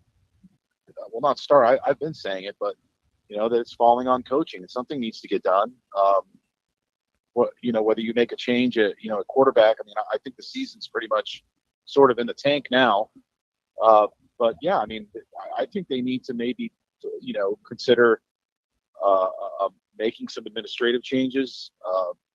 I don't think Bowles really has this team playing under him right now on a consistent basis. It was the offensive struggles we saw initially. Now we're seeing inconsistent defensive mishaps, 30 yards on 4th and inches, Pete, 30 yards, 30 yards. Yeah. 30 yards wide open. Now Servasi Dennis came from behind and got him. And I saw that young man all over today, but we still saw getting his nose in there. But I also saw a lot of, Isn't it sad that you saw more of Servasi Dennis today than you saw Devin White? Yeah, Devin White continues to not basically have a detriment to himself, and it's just, it's frustrating. So I understand, and it's not about jumping ship. That's another reference, I hear a lot. We're jumping ship because we say we want a better product. Right. And that's not jumping ship. Anybody who says I don't jump ship. It's not about jumping ship or not being a fan. You get the opportunity on this show to share your frustrations. And just because you're down and you're not just like a cheerleader and you have your pom-poms ready and you're agreeing with everything I'm saying or everything that the Bucs are doing, doesn't mean you're any less of a fan. You just want to see, some changes, and that's okay. I don't fault you on that. That's why I give everybody an opportunity to call the show and say what they want. I just want to know, if you fire Todd Bowles tomorrow, do you think anything changes with this team? Well, Pete, I think, to be honest, I think that, you see all these other teams making changes, while the season is still kind of just beyond midway. And, so do I think that you want to show your fans that your organization is not going to accept this continuous landslide of losing and then not making adjustments? Yeah, but I mean, I personally don't think you can't go wrong, right? I mean, I think you'd be better off with Goodwin coming in there than you would with what you have right now. Maybe no distinct changes, but at least the fans would see that they're not going to accept this. But I don't think the Glazers are going to do it. No. And then they've shown a history of not doing it. You're exactly right. Ron, do you think they may not even fire him at the end of the year, Pete, either?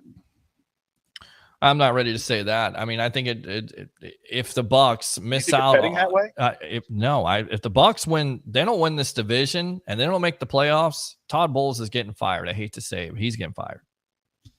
He's getting fired. I think he's getting fired. Okay. Yeah, because I think the expectations were, and again, you're cap strapped, but the expectations are the reason why you re-sign a Jamel Dean and a Levante David in the first place, and you're not doing this mass exodus of let's rebuild.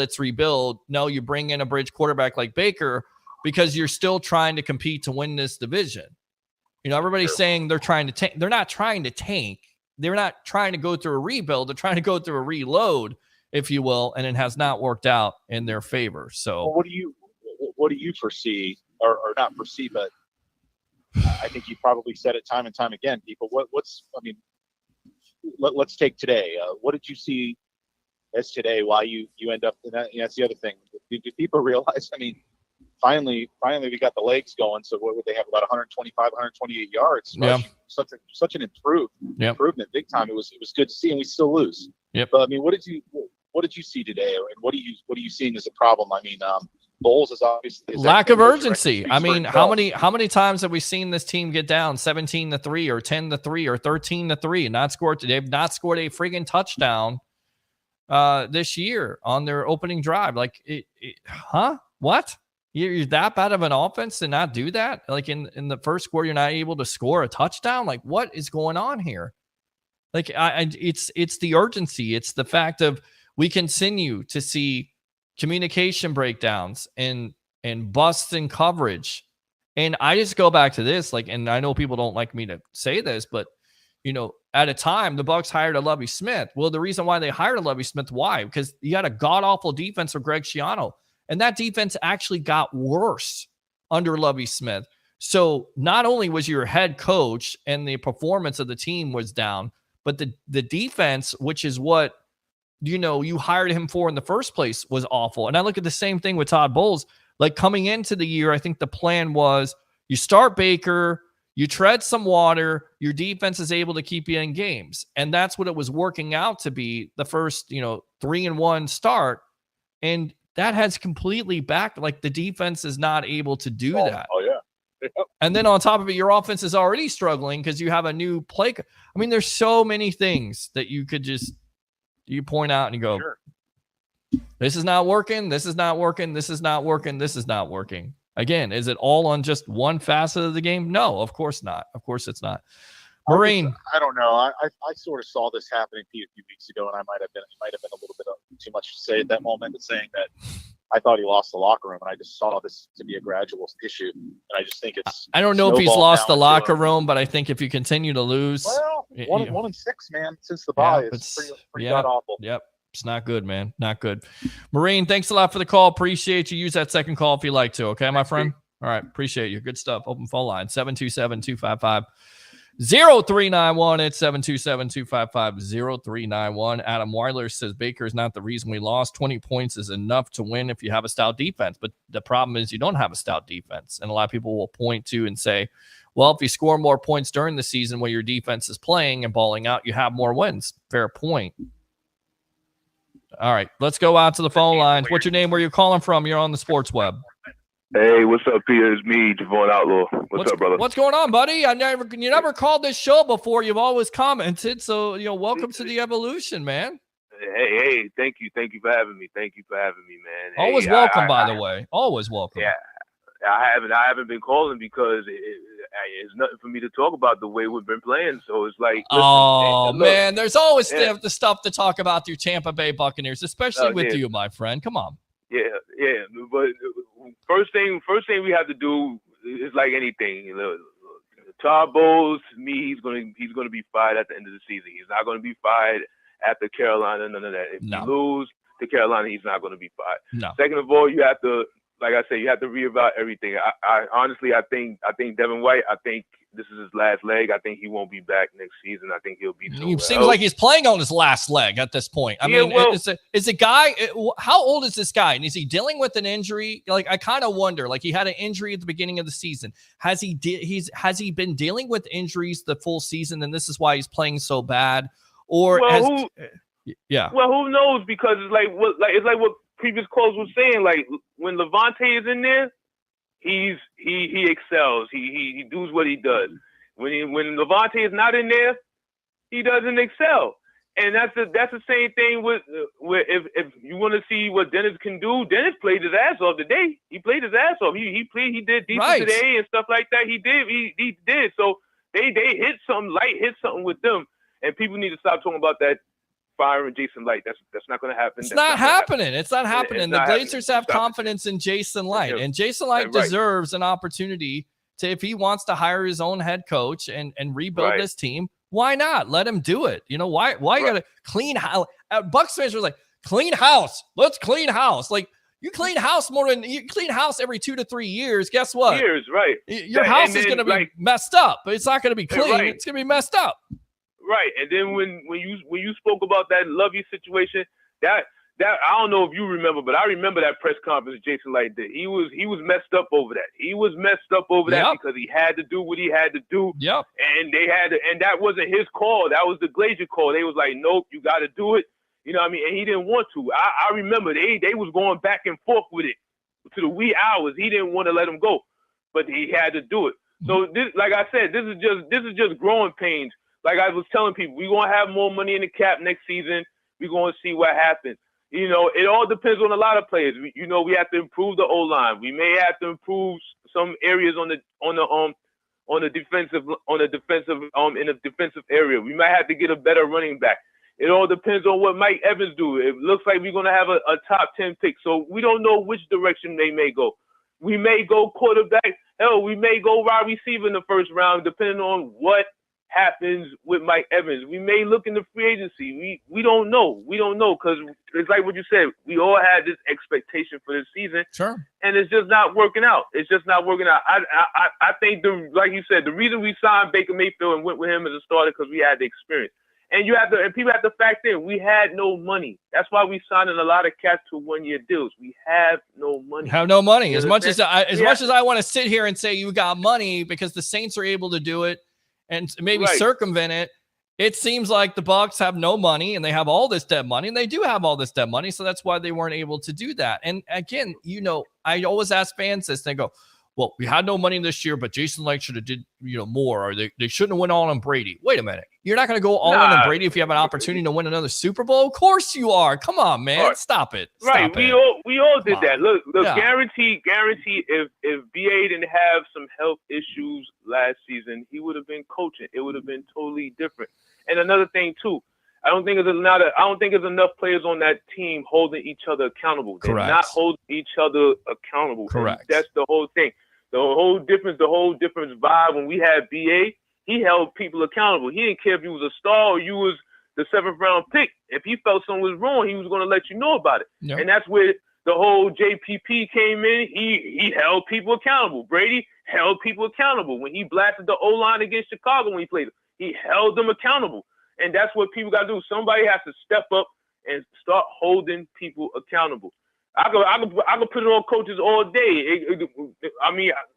The coaches, they calling the plays, but they're not executing. But at the end of the day, players got to hold each other accountable. Y'all out there playing and stuff like that. Now, the whole thing is, if Bowles get fired at the end of the season, I don't know what's going to happen with Canales, because that's do you go another season with Canales, or is he a one and done too? So that's the whole thing. That's another thing. Right. That's another thing. So we don't know. People just gotta, just wait to the end of the season, and people's gonna get their wish, because Baker's gonna have an MRI tomorrow. You might see what Kyle Trask can do. Yep. Depending on how the week can go. That's it. I gotta wait and see. I'm frankly tired of hearing about it, because I know, and I don't mind it. I understand it, but it's always an ongoing thing, because I go back to when I was 8 years old, and this is way back, my friend, way back in 1988, 1989. And it was always quarterback's not getting it done. Let's change the quarterback out. All right, this quarterback's not getting it done. Let's draft somebody. Okay, Trent Dilfer's not getting it done. Let's go after a veteran. Okay, this guy's not getting it done.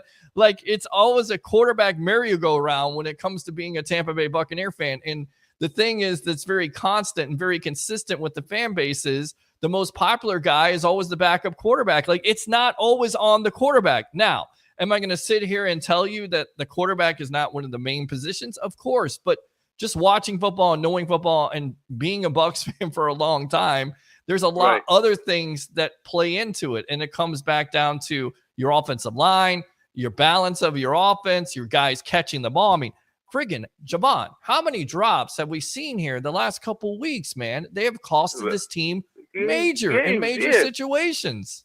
Yeah. I mean, but that's a work in progress. I mean, the Trey Palmer, like, he was coming into the season, he was a sure bet number 3, but that's a work in progress. That all falls on the players. You got to go out there and do what you got to do to make the plays. But if you ain't going to make the plays, what do you expect? Our record is what we are, man. The record is, we are what our record is, man. And it's up to the players to get that done. But at the end of the day, man, you know how this thing goes.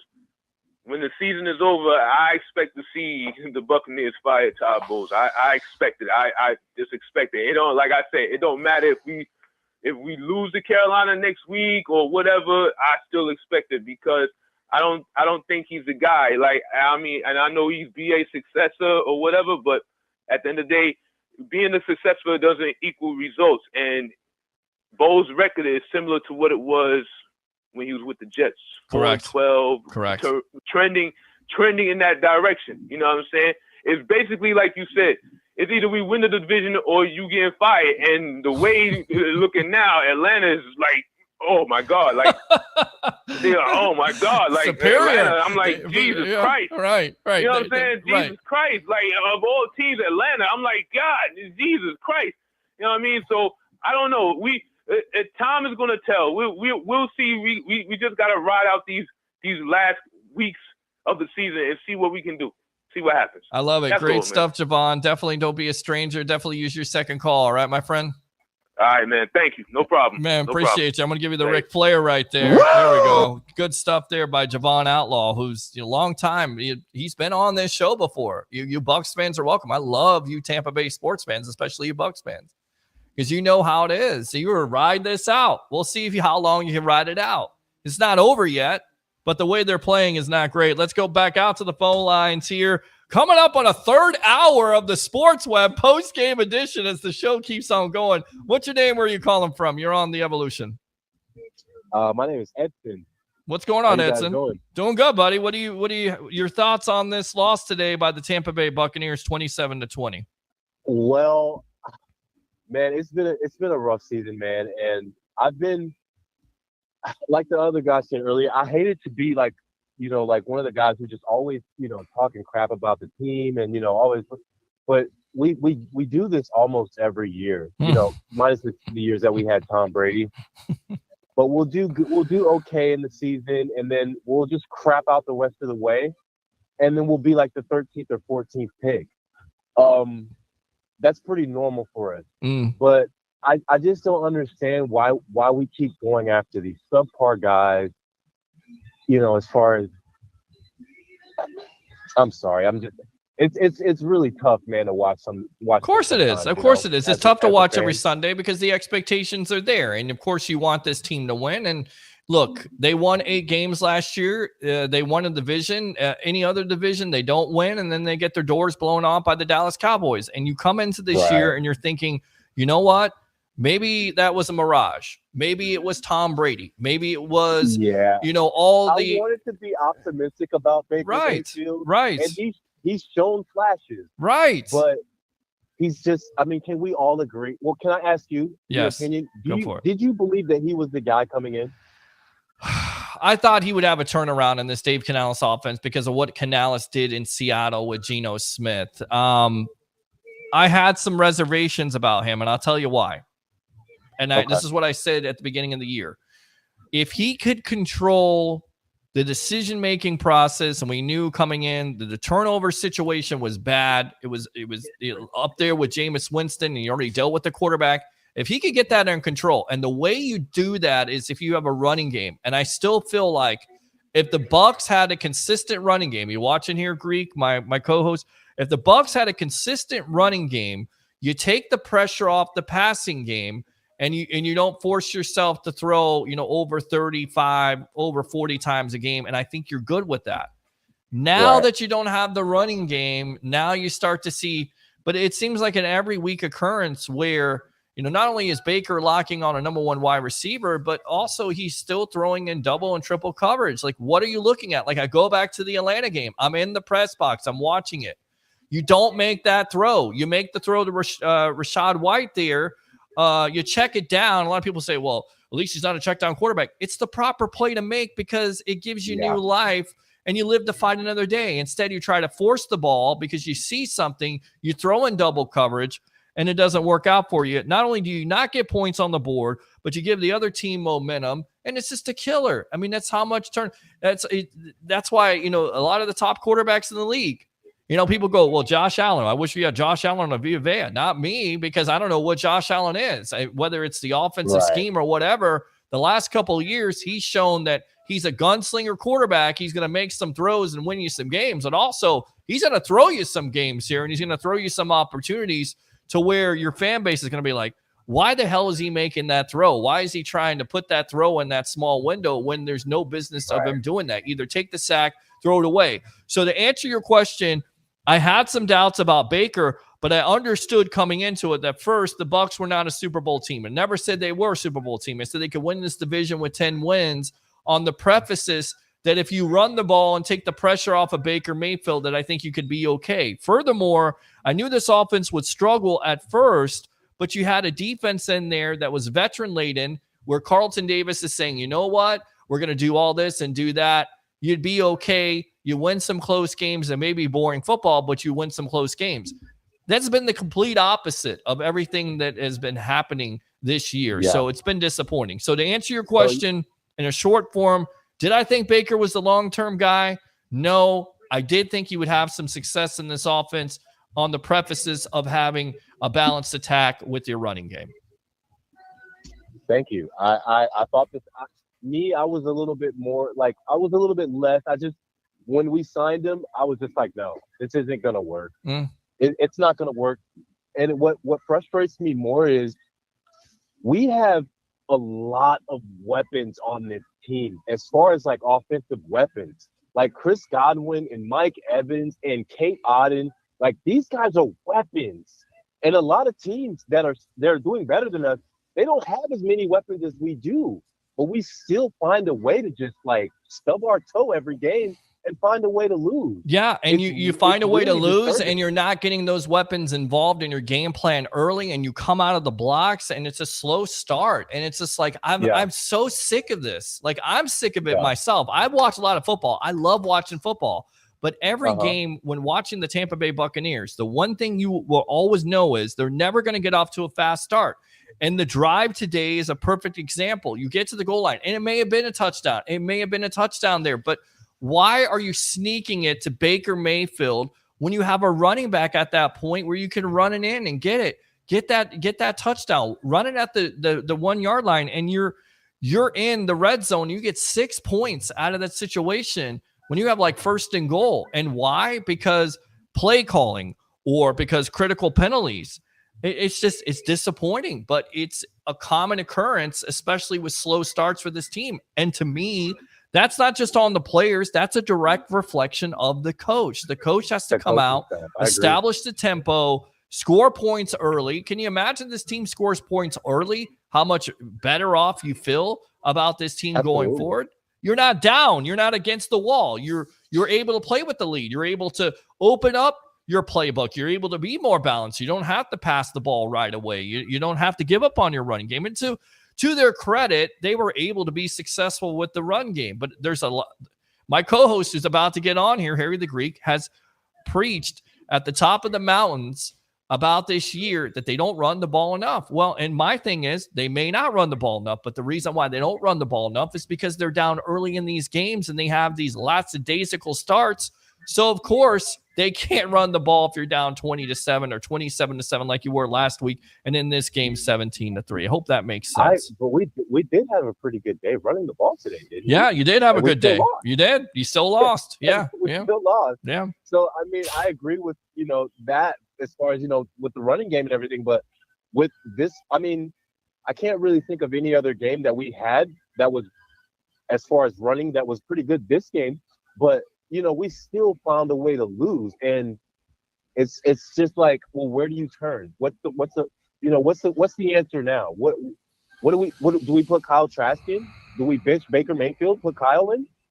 Because I don't think he'll do much better. I mean, I don't think he'll do much better either, but you may be forced to do that if you get it to a situation where not only is Baker hurt because he's about to have an MRI tomorrow. So, but if he's hurt, then you're forced to start him. And then furthermore, if you get out of this race where you're expected, then you have to evaluate and see what you have next year. Anything else here on the Sports Web, my friend? Well, I really appreciate it, man. You guys have a great one, man. Yeah, man. Use that second call. Appreciate you. Don't be a stranger. Yes, I think sir. it's the first time you called up. So what's your name again? My name's Edson. Edson, keep on calling the evolution of sports talk television, my friend. All right. Yes, sir. You guys have a good one. All right. Good stuff here. We're on 3 hours right now. 3-hour show. A 3-hour show. It's the evolution of sports talk television. No commercials. If you got a business out there and you like to have a sponsorship or advertisement, definitely inbox me. I like to have some commercials, make some money. Let's go out to a guy who knows all about making money, and let's check in and see how he's doing today. Let's go out to my co-host, Mr. Harry the Greek. Here we go. Professional handicapper extraordinaire of the Sports Web, Harry the Greek, on the evolution of sports talk television. Your general thoughts on this Tampa Bay Buccaneer loss today to the Colts, falling to 4-7. Well, I heard someone mention about running the football, so I obviously had to come on. Oh yeah, of course. But the last time I checked, 16 runs, 31 passes. Pete, that's not why I wanted to call. I'm not busting anybody's balls. That one drive should have been called a touchdown. You want to blame something on Bowles?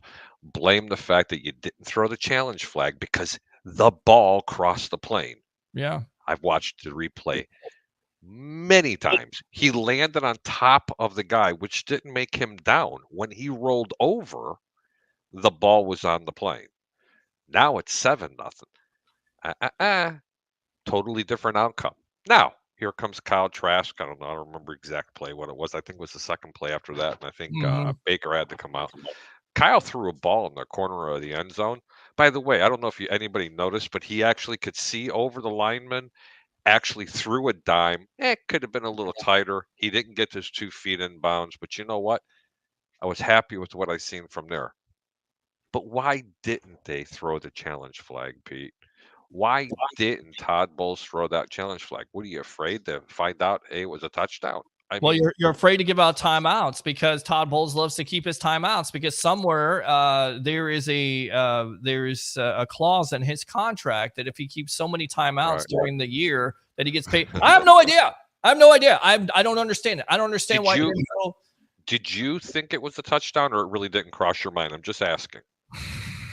I thought it looked like a touchdown to me. Were the announcers talking about it? Because I didn't have the volume, and I cannot stand listening to announcers. Were the announcers talking about it or no? They didn't really say much. It looked like it was close to being a touchdown. In fact, I thought Baker got in when he got injured. I thought he got injured. I thought he got in there for the touchdown, but I don't understand it. I don't understand why he's not challenging the Mike Evans play.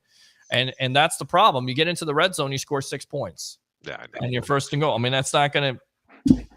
I don't know. I think a lot of it falls on Todd Bowles, and again, it gets to a point where Kyle Trask. Do you think Trask, if he comes in, like if you make the change, like a lot of people are asking for changes, I don't think the Glazers are going to fire Todd Bowles. I don't think that's happening unless it continues to go down this road at the end of the season. That's when you do it.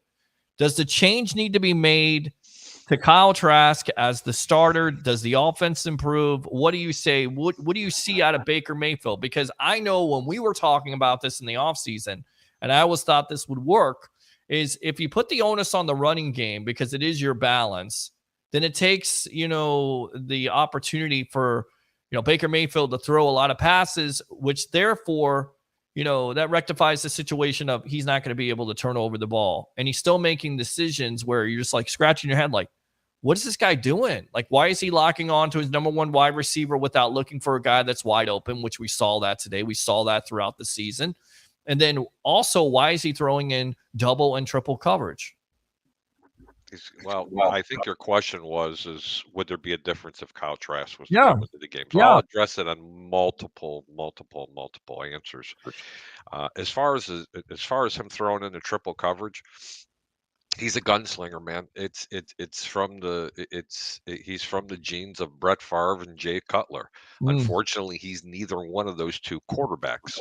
Both of them were taller, and both of them had about probably a little bit of a stronger arm. And I don't have a problem with him doing that. I mean, he may make a boneheaded mistake every once in a blue moon by doing that, but I mean, look at what he's doing with his body. He's completely selfless. I mean, he's not a selfish person, okay? He is throwing his body all over the field, and he's trying to make something happen. And I'll never fault a player for trying to do something to make something happen. However, do I think it would make a difference? Yes, I do. I do think it'll make a difference going to a Kyle Trask, but I didn't say the difference would be to the more positive. But at least the Buccaneers would be able to see what they have, behind the scenes. Now, I'll be honest with you, Pete. That really wasn't a bad pass. Okay, he should have caught the ball, and he should have made it inbounds. Okay, and that could be, I don't know, man. I just they need to see what they have in Kyle Trask, because I'm going to tell you right now, if they fire Todd Bowles, offensive coordinator is gone. Baker Mayfield is gone. And now you can be able to find out whether or not Kyle Trask is going to be your guy, even if he's going to be your backup and they draft another quarterback, or they go to shop for one in free agency, which they still don't really have the money to be able to do that. So, well, they'll have a better money situation than they had last. Yeah, but still not able to sign a premier franchise quarterback. The only way they're going to do that is they're going to have to get lucky and find that into the draft. But they've already supported a second-round draft pick just a couple of years ago on a quarterback. Whether or not he's from Florida Gators or if he's from USF, it doesn't make a difference. You've got to see what you have in this quarterback, because I know for a fact this team, if they don't start to win soon, the firings are coming a lot sooner rather than later. Well, I think then again, go back to the beginning of the year, Pete.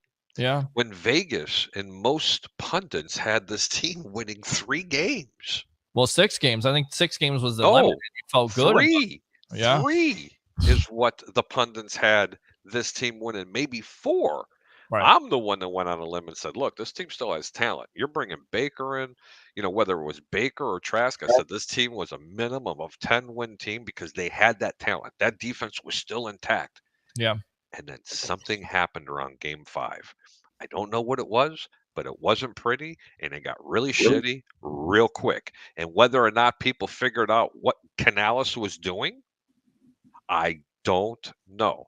But you got to stop blaming Bowles for the offensive production. I don't want to hear that anymore. Not you, not the callers, not the comments. Todd Bowles is not calling this offensive plays. It's a combination of a lot of things. So, to finally answer your question, Pete, yes, there would be a difference. Do I think it'll be to the better? Probably not. But you got to see what you have in this quarterback. And who knows? You may like what you see, and you may be able to build around the guy. And that's what I'm hoping for, because now you don't have to go shopping around for another quarterback, and you still have him on the contract for another 2 years?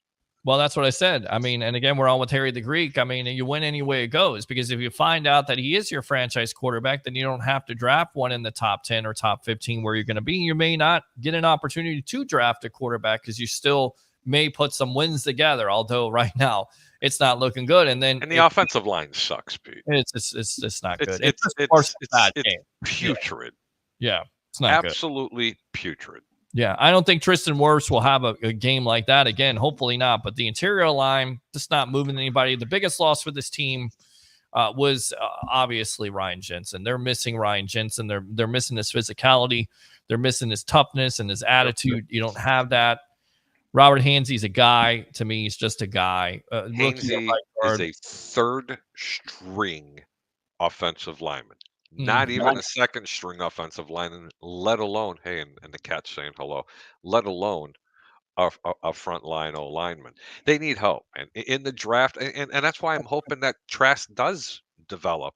And I'm hoping that Trask does continue, to progress, if he goes on for the rest of the season. Because now when you go into the draft, you're not drafting because you need a quarterback. You're not having to move up and give up capital because you want one of the best two quarterbacks. Now you can draft an offensive lineman. And in round 2, you could draft another offensive lineman. And in round 3, you can go out and get yourself another D tackle. You can dress your needs that you really need.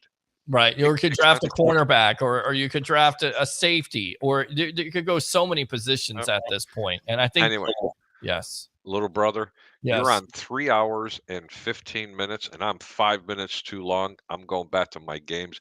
I wanted to come on and say hello. It was a great show. I kind of had you in my mirror watching, and you know what? It's not the end of the world, Buck fans. Look at the thing that I wear across my chest. It could be worse. Oh, wait a minute. This team's pointed in an upward direction. Tampa's pointed downward, okay? This one's pointed upward. Hey, we have one thing in common. How many years do we go losing? Give me a break, buddy. Embrace it, love it, but you know what? This team isn't dead. But I still stand with what I said 3-4 weeks ago, Pete. Be lucky to win another game the rest of the year.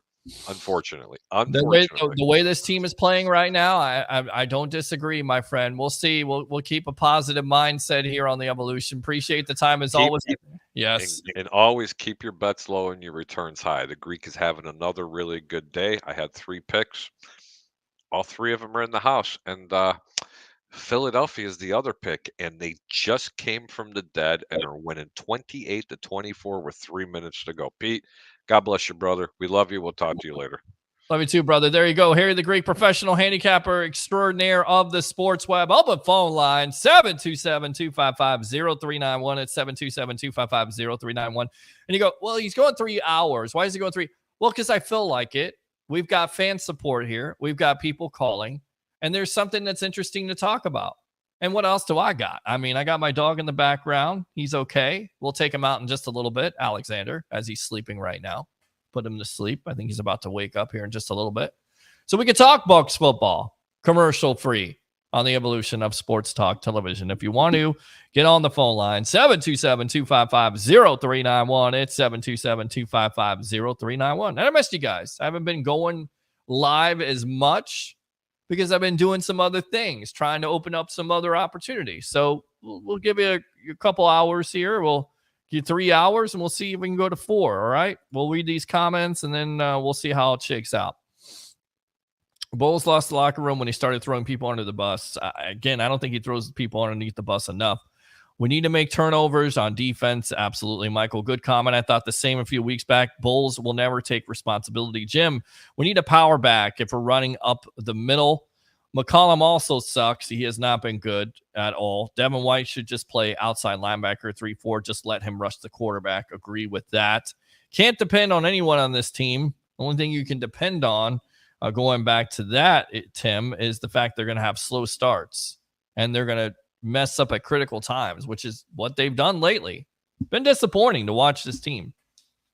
I've been trying to be positive about it, but yeah, I got to tell the truth on this. Like, it's like you think they're turning the corner and they're going to get something good going their way, and they just screw it up.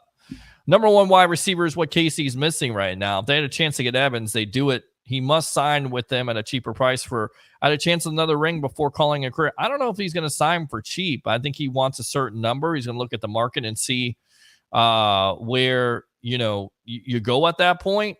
But, I think he's going to get a lot. I think he's going to get a lot of money. I don't necessarily know if he's going to get what he wants, but Kansas City may overpay for a guy like that. Could you imagine Mike Evans with Patrick Mahomes? Geez, let's not imagine that, huh? How about that? Let's not do that. Let's not go down that road. That's certainly a possibility, especially if he tests the market and hits free agency and the Bucs don't re-sign him. Lost 6 out of the last 7. Where do you start to change his head coach or Baker? I mean, when you put it like that, I guess you got to go with Baker. I mean, I don't think you fire a coach during the season. I mean, if you're going to make some changes, for me, I think you consider having Todd Bowles step back as a defensive play caller, and I'm not sure if that's going to happen. So I don't know what kind of changes you make besides holding players accountable. But we just see it every week, week after week. Need a great coach, quarterback, and Baker and Bowles don't measure up. Fair point. Brian says, so many missed opportunities, such terrible coaching, especially on the defensive side. God-awful O-line play.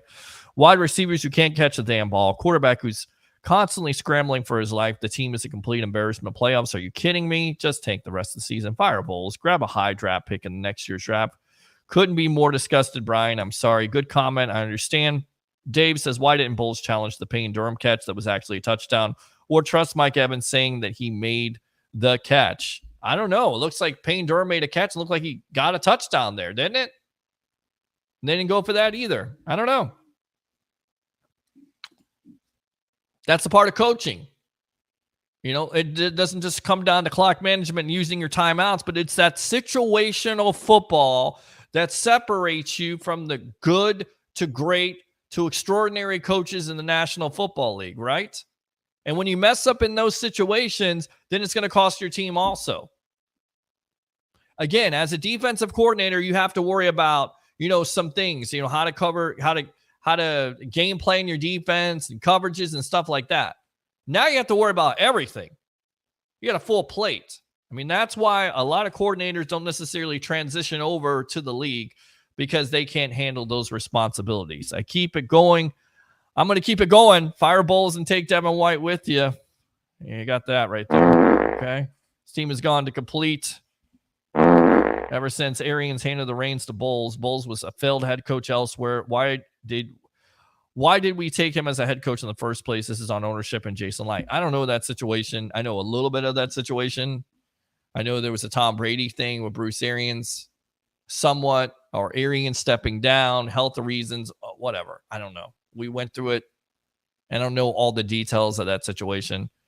Todd Bowles was the guy that BA suggested, and it has not worked out at all. When was the last time the Bucs H-back pass or flea flicker fake punt? Well, they tried to fake punt last year. That didn't work against the Bengals. That changed the game there.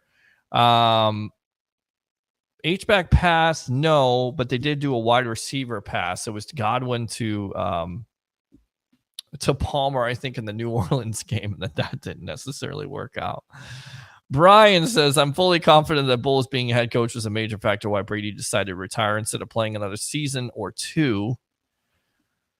He didn't want BA in the first place. That's the story, right? So now you got Bowles. I mean, I think it was also the skills. They weren't there anymore. He was tired of getting hit. Watch the replay. It was a touchdown. Should have been challenged. Baker's not the reason we lost. 20 points is enough to win if you have a stout defense. Again, that's Adam Weiler. I think I read that comment. Laugh your ass off all you want, but some of you laughing your ass off when you get a very high draft pick. I mean, yeah, you get a very high draft pick, but it doesn't guarantee you. You still got to make the pick. I have confidence that Jason Light will pick the right player, but there's other circumstances that go into it. Peter is damn sure right when it says it's not just the quarterback. Harry says, I said 4 weeks ago, this team would be lucky to win another game this season. Then we have callers that say we could win 6 of the last 7 games. Give me a break. It's not worked out. Winnable games, but not to this team right now. We went 8-9 last year. You're right. Issue with us fans is this: we expect after Brady Super Bowl area that it's elitism. We don't want the mediocre coach. We don't want that mediocre quarterback, etc. We simply got spoiled. It's a fair point. I get it. You understand it. Doesn't always work out that way, Michael. Good comment as always. Oh, yeah. Brian says it could be more wrong. We want players to play to the full potential. We want professional level coaching, not D2 or D3 level coaching, which is what we have now. Fair point. Glazers make more money for the mediocre team when they don't have to pay out, but bring in. The Glazers like to win. They like to win. They care about winning. They've always been about winning. That's why they make, changes in the front office, changes with the coaches, and they also like the money that they got from the Brady Super Bowl and from the playoff appearances. So I'm not ready to say, they save money because they're losing. It's not a Hugh Culverhouse situation. I'll never quit my Bucs, but I'm always going to call out piss poor effort and bad coaching. Dave, that's why we like you here on the Evolution. Back to the 70s, score points, but let the other team score more. Yeah, Sam, it's not been very good lately at all. Bowles is a pushover coach. That's why the players have built on him. He'll let them do whatever they want without having to take accountability for their actions. Michael, breaking news. Baker's getting an MRI. We might be seeing Trask now. Yeah, that's what you hear. We'll see. Could be a serious injury. Didn't necessarily look good. Did it affect his play? I guess it's possible, right? You're not able to plant, whether it's an ankle injury. What is it? We don't know. I don't play a doctor on TV. Never been a doctor. I don't think I'm intelligent enough to be a doctor at this point. Who the hell wants that job with everything running around? Can't even stop a common cold these days. Jesus. I don't even have the solutions to this Bucs team right now. I can't be a doctor, but hopefully it works out. Canales and special teams coordinators should stay. All their coaches and coordinators should be fired, replaced at the end of the season, including Todd Bowles, of course. Special teams coordinator, Canales, I don't know. I think everybody gets let go. They clean house on that end. I think they'll clean house on that. Article says he was seen limping heavily. Again, could have had some effect on, some of the things that he did in that game. He's still able to be mobile and convert third downs. The Saints' day is coming. They are going to have to eat that money very soon. The Bucs just have to bite the bullet this year. Exactly. Brian, anyone who says the Bucs shouldn't have went after Brady with all their resources isn't a true Bucs fan. Morons. Brian, I agree with you. You have to go after him. You have the team that's built by Jason Light. Like, it's not built by Tom Brady. Tom Brady didn't walk into one Buccaneer place and say, oh, everything is built. No, Jason Light over time did that. They rebuilt that team. They were a quarterback away. Like this whole nonsense of, well, Brady built this and did all this. And yeah, he's great. He's the greatest of all time. But let's not take it away from the Bucs organization. They had a ready-made team for him. Bucs quarterback room isn't the problem. The OL, the secondary, the head coach, defensive coordinator are the problem areas of this team. Once the OL is improved, the running game will be better too. Rashad White is a very solid player. Give him a capable OL, and he could be a top 10 running back in the league. We'll see. Good comment, Brian. Appreciate it. Oh, yeah. Participating as always. Coaching is awful. You cannot go for a quarterback. You need to go for an offensive line. Bottom line, Walter again. Good comment. Go back to the press conference game. 5 and 6. Coach is pointing fingers everywhere. It's not taking responsibility. It's a fair point. Glad to see you back, Peter. Yeah, this team doesn't hold enough accountability, which is a huge problem. Also, why do the Bucs not use a fullback at all? Gerald. This is some frustrating. I agree. It is some frustrating stuff, but I'm here for you. Edison, let's trade for a coach. Should have liked Sean Payton. He had his fair share of mishaps. Edison, good comment. Good phone call. Appreciate you. Thanks a lot for tuning in to the Sports Web. Always welcome here, my friend. First time caller. Oh, yeah, it's another radio show. I don't know. But appreciate the call. And, Peyton had his fair share of troubles with the Denver Broncos. It didn't necessarily work out. Now it's starting to work out. Now it's starting to turn around. You trade for a coach, you got to give up, draft capital for the future. I don't know if the Bucs are willing to do that. We shall see, because, again, the rumors are running rampant that Bill Belichick would be a guy the Bucs would be interested in. Would you buy that? Jim Harbaugh. Coaches are out there. There's going to be much more rumors here on the Sports Web, and we got you covered with all that. The Glazers make way much more money when the team is winning and sell seats and merch. So they want to win. Of course they want to win, Dave. Good comment. I could say that Browns would love to have Baker back. I think the Browns would love to have anybody back at the quarterback situation. That god-awful contract that you gave to Deshaun Watson was complete and total. Yes, absolutely. I think if you could take that back, hindsight is 2020, but you look at it, the problems off the field, the red flags were there, but who would have thought that the skills on the field were not as good? And he has not been the same quarterback. Let's go out to Brian here. Belichick is washed. We don't need him on the Bucs. Okay.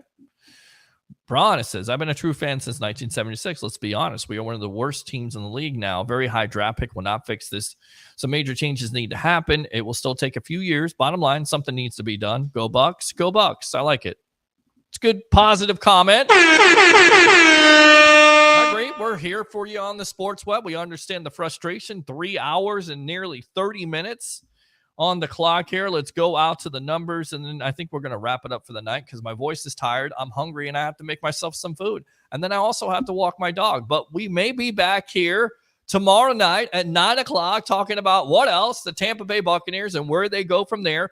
And if there is some breaking news when it comes to Baker Mayfield or anything involved with this team, we got you covered. Like and subscribe to the Sports Web on YouTube. As always, give to YouTube chats as they're out there. Facebook stars, give to the content. If you like me going this long, Baker Mayfield for the day, 20 for 30, 199, 2 touchdowns, 1 interception. Rashad White had a big game, 15 for 100, probably his best game of the season when it comes to rushing. Baker Mayfield, 3 carries for 14. Chase Edmonds, 1 for 11. Showed a little flash there. Mike Evans leading the receiving room there. 6 catches, 70 yards, 2 touchdowns. Good for Mike Evans. Played well. Cade Otton starting to show up. 4 for 45. Chris Godwin, 3 for 45 in this game. Trey Palmer, 4 for 17. Critical drop on third down. Kills your drive. What could have been with Trey Palmer, I think that's going to be a thing that he's going to have to correct in order to become possibly one of the top wide receivers in the league. I think goes back to what Paul Stewart said on buckpower.com. The loss of Russell Gage. You go into it. I know he hasn't done enough. He's been injured, but he's a veteran third wide receiver. Maybe that helps this team out. Who knows? Antoine Winfield once again leading this team in tackles, 10, playing out of his mind. Carlton Davis had a day, 10 tackles, some pass defense, of course, and then 1 interception. Zion McCollum with 9 tackles. Savasier Dennis passed the Savasier, passed the Cavassier. You like that little hip-hop reference? I gave it to you. Now you got to deal with it. 6 tackles total. He showed up today. Devin White, 7 tackles. We talked about him. I'm disappointed with Devin White. He's got to show more. Hopefully he does show more going forward. I don't know. It's not been good. Kalijah Cansey, 3 tackles, 1 sack. He showed up today. Once again, the future is bright for that kid. Joe Tryon-Shoyinka had a sack in this game.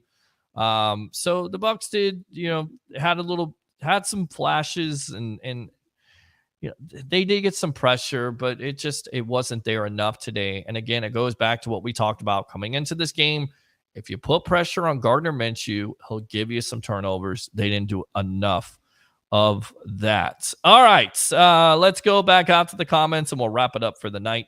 Love you, Peter. Thanks for the Vince session. Great show as always. Thank you. Appreciate you. Yeah. Carl says, awesome show, Peter. Appreciate you. Let's